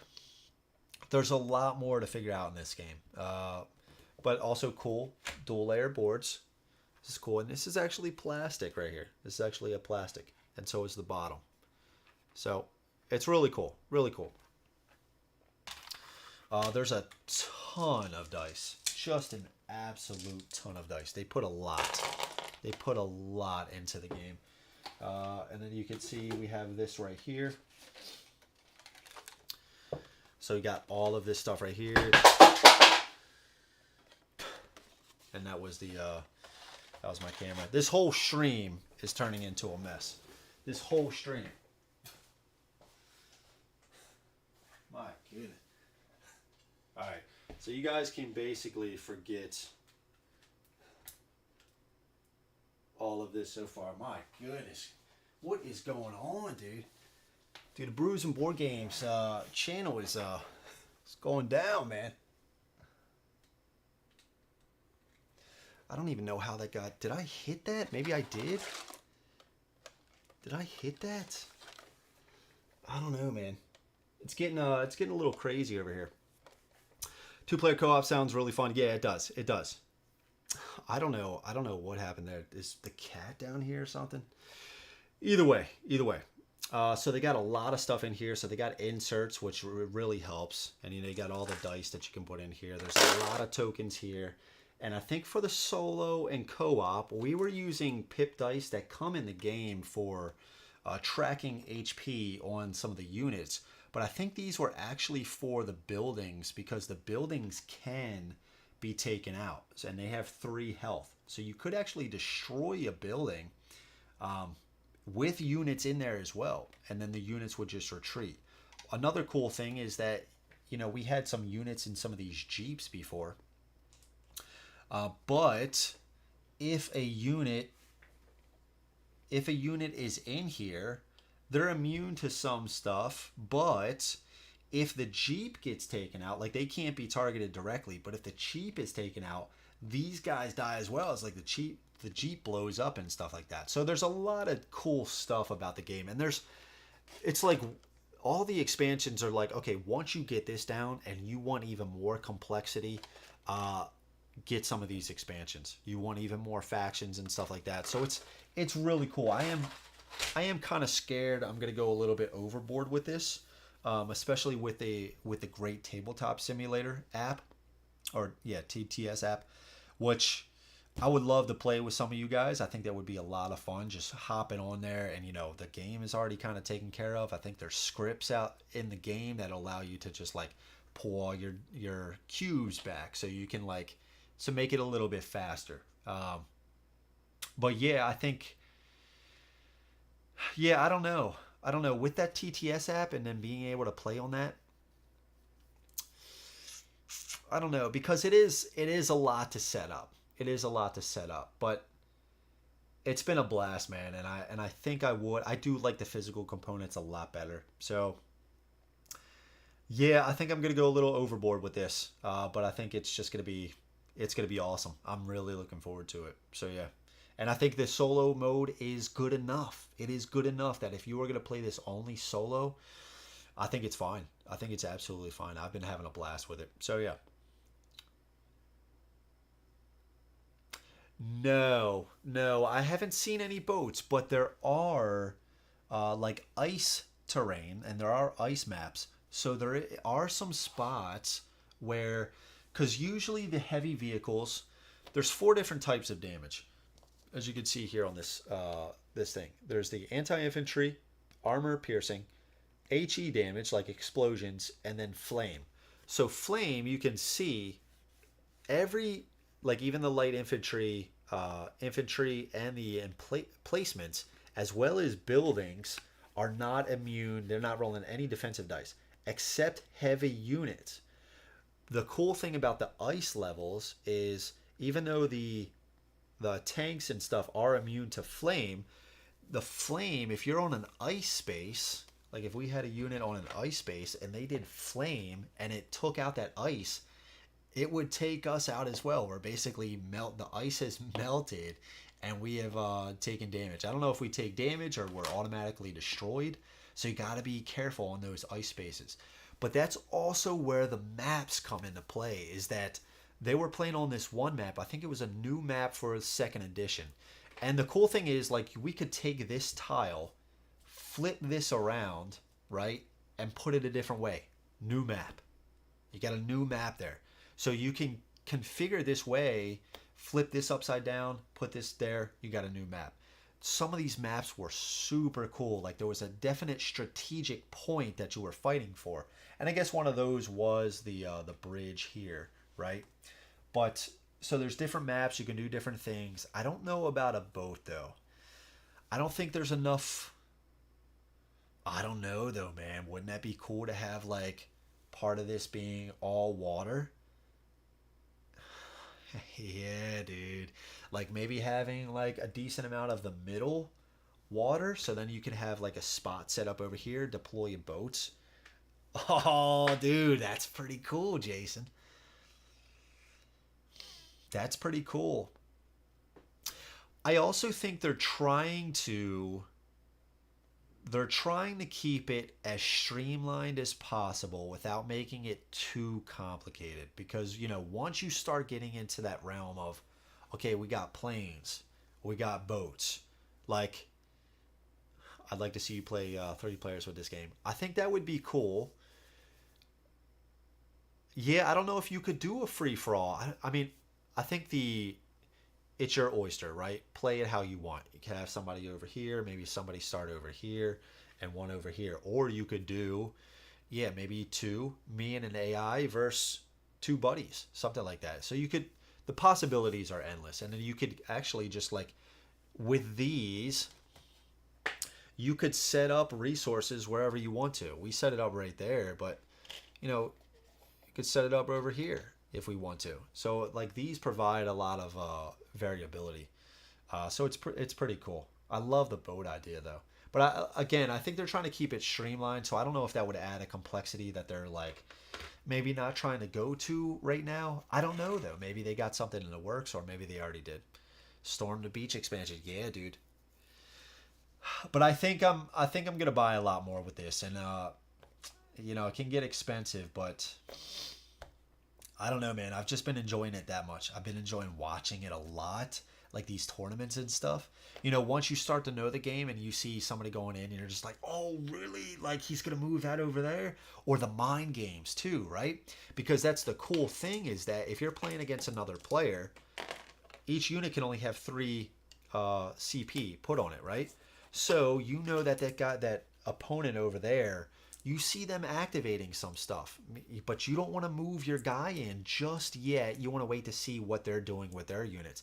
And then you can make that decision. Okay, well now since he's out of activations or he's set up over there, I'm not going to go that way. Or I'm going to get my mortar team to go over here and deploy facing that way, right? Or that opponent might say, okay, wait for me to deploy my mortar team arcing this way. Now he came in, he waited to put CP on another unit over here, basically coming in and avoiding my arc, so he's not taking any damage. So there's like a lot of those mind games as well, and I just think that's what just makes it so beautiful. I've really been enjoying it. It's super cool.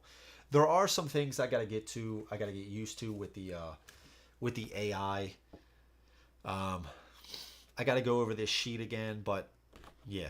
So far, it seemed pretty good. You can see they got 7 right there, and I think it could have been the potential for an 8. They might have taken over this earlier.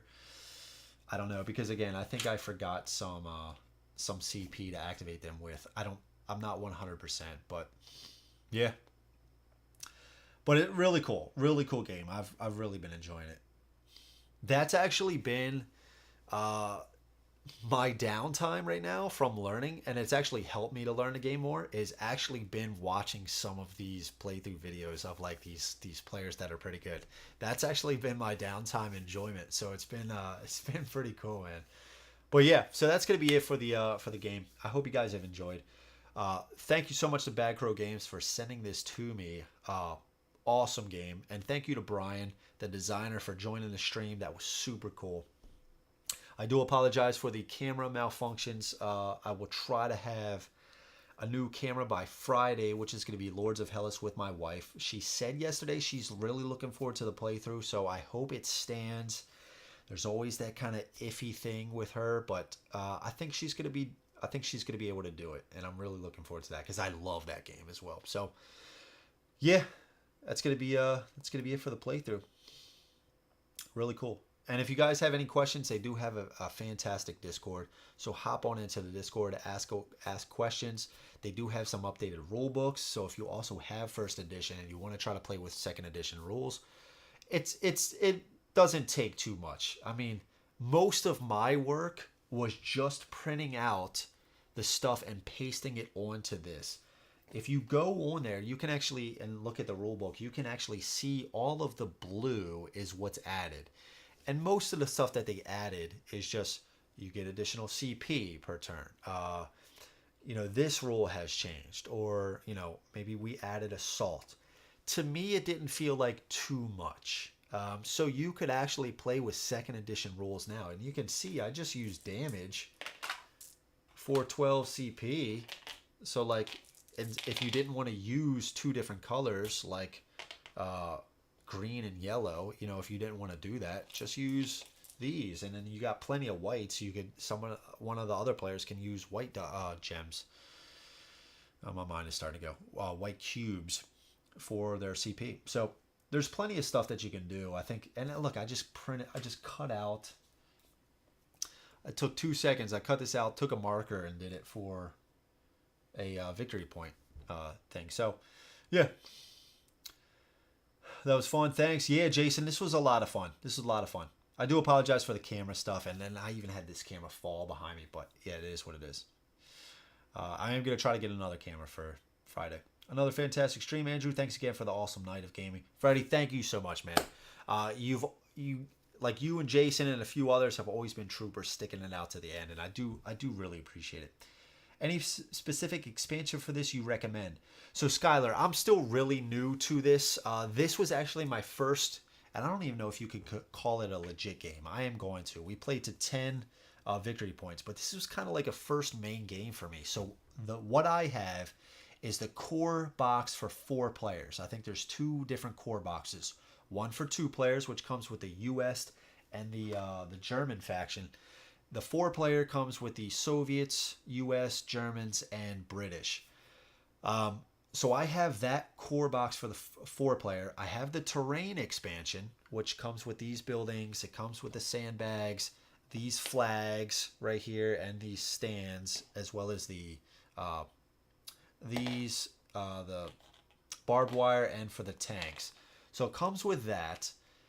And then I also have, they sent me the solo expansion, but I just cut out all this stuff. So I actually didn't use anything from the solo, the current edition solo expansion, because I even printed out commander stuff. And then they also sent me this little box, which I haven't even looked into that. But I don't know, man. It depends on how much you're going to play, right? Because if you're even going to just take this out occasionally, but you do want that potential for future, expansion, or not expansion, but trying things out in the future that you haven't yet, but you don't want too much. Just get the core 4-player game. Then you got the 4 factions. You got 2 double-sided game boards, and again, we already just established you can take these apart, flip these over. So you got so many map configurations. I'd probably just say maybe the terrain expansion. So 4-player core box with the terrain expansion, because I think these are sweet. I do think you want some of these buildings, you do want some of the sandbags, and I think these are really handy. So I think that would be plenty. Again, if you weren't planning to take out the game, but you also, like all too often, but you also did want that potential, right, for down the road, just in case you got tired of just playing the US and the Germans and stuff like that. So maybe those would be the ones I recommend. Other than that, I don't really know what else is out there. I don't really know. So I'd have to look into that. I know they have like some expansions for like additional commanders for each of the factions. They have additional factions out there. So if you're planning to play a lot and this really interests you, I don't know, man, maybe see what they're offering, but I don't know too much outside of this. No problem, man. I'm still learning with you. I'm still learning with all of you guys, but I'm interested in a lot of it because I think this is going to be the one that, dude, if I got some downtime during the weekend, bust this out, try out some different strategies. I could definitely see myself doing that. I think the setup time is okay enough, especially with the solo. And that's one of the things I was talking about earlier, is that in the new solo expansion with these tiles, you do have the ability, since they are more geared towards the actual units that are in for the minis. Whereas in the original, like in the first edition, they were kind of like, they were slightly altered. So what you can do now is, if you flip this and you got a veteran Panzer Grenadier, you could actually take the minis here and you could set them up on their own stand, right? You could use this and you could actually having minis fighting minis right here, like you would do with another player. But I think it's a lot, like, to save on so much time, I don't see myself ever doing that. I just think it's unnecessary time. You could, though. I think I would rather just have this. You got all the information right there on the tile. Saves on so much time. So where I'm getting at with this is, if you just kept the tiles as is and you just took out your faction and you set the board up and everything else like that, I think you could get the setup time and tear down reasonable. I think you could get it to a reasonable point. So with that being said, I don't think it's going to be one of those games that you look at and you're like, oh, I really want to play, but the setup time, I don't want to do it now. I don't think it's going to go into that category, at least for me. So maybe if you start getting a bunch of boxes for it, maybe then it could start getting into that point, but I don't know. I need more time. I was thinking the terrain. Yeah, I think the terrain is needed. I do think it's needed. You could paint up these houses. I don't think it would take too much. And yeah, just set those up, because you could tell, dude, without the houses or even the flags, like, obviously it's not going to look as cool, right? So like you can already tell. And these are the houses right here. So it's not bad. They got this green outline.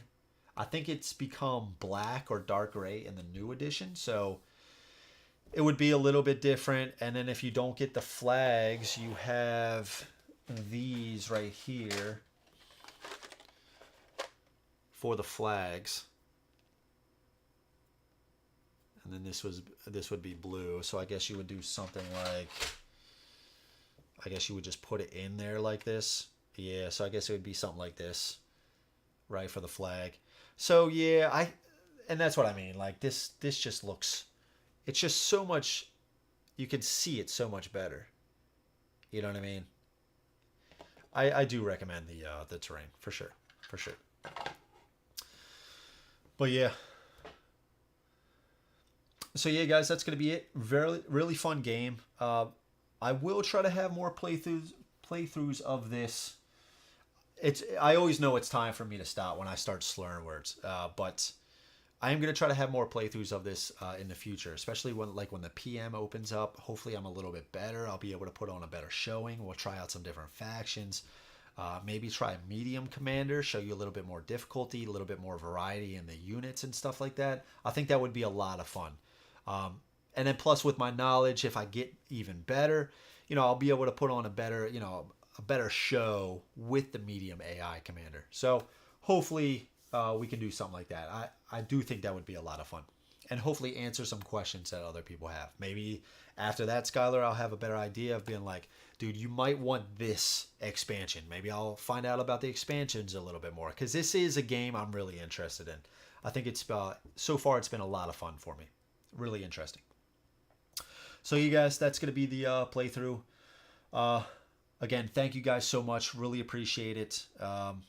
And I look forward to the playthrough on Friday, Lords of Hellas. That's going to be a good one. It's going to be a really good one. So, yeah, guys, thank you so much. If you ever have any questions, feel free to post it in the comments below. I'll try to help you out. Maybe I'll try to get with Brian, get some answers for you guys. And the rules are still evolving. They're still play testing, but everything that they've been doing so far has been for the better. They're really trying to get this game, as smooth as possible. So they're making all the right calls. So guys, thank you again. I really appreciate it. I always say when you text with one eye open, you've had enough. Good night. Yeah, Jason, absolutely. Guys, thank you so much. Really appreciate it. All the Brews and Board Games people, I'll catch you on the Discord. So guys, have a good night. I'll catch you on the next one. Thanks. Peace.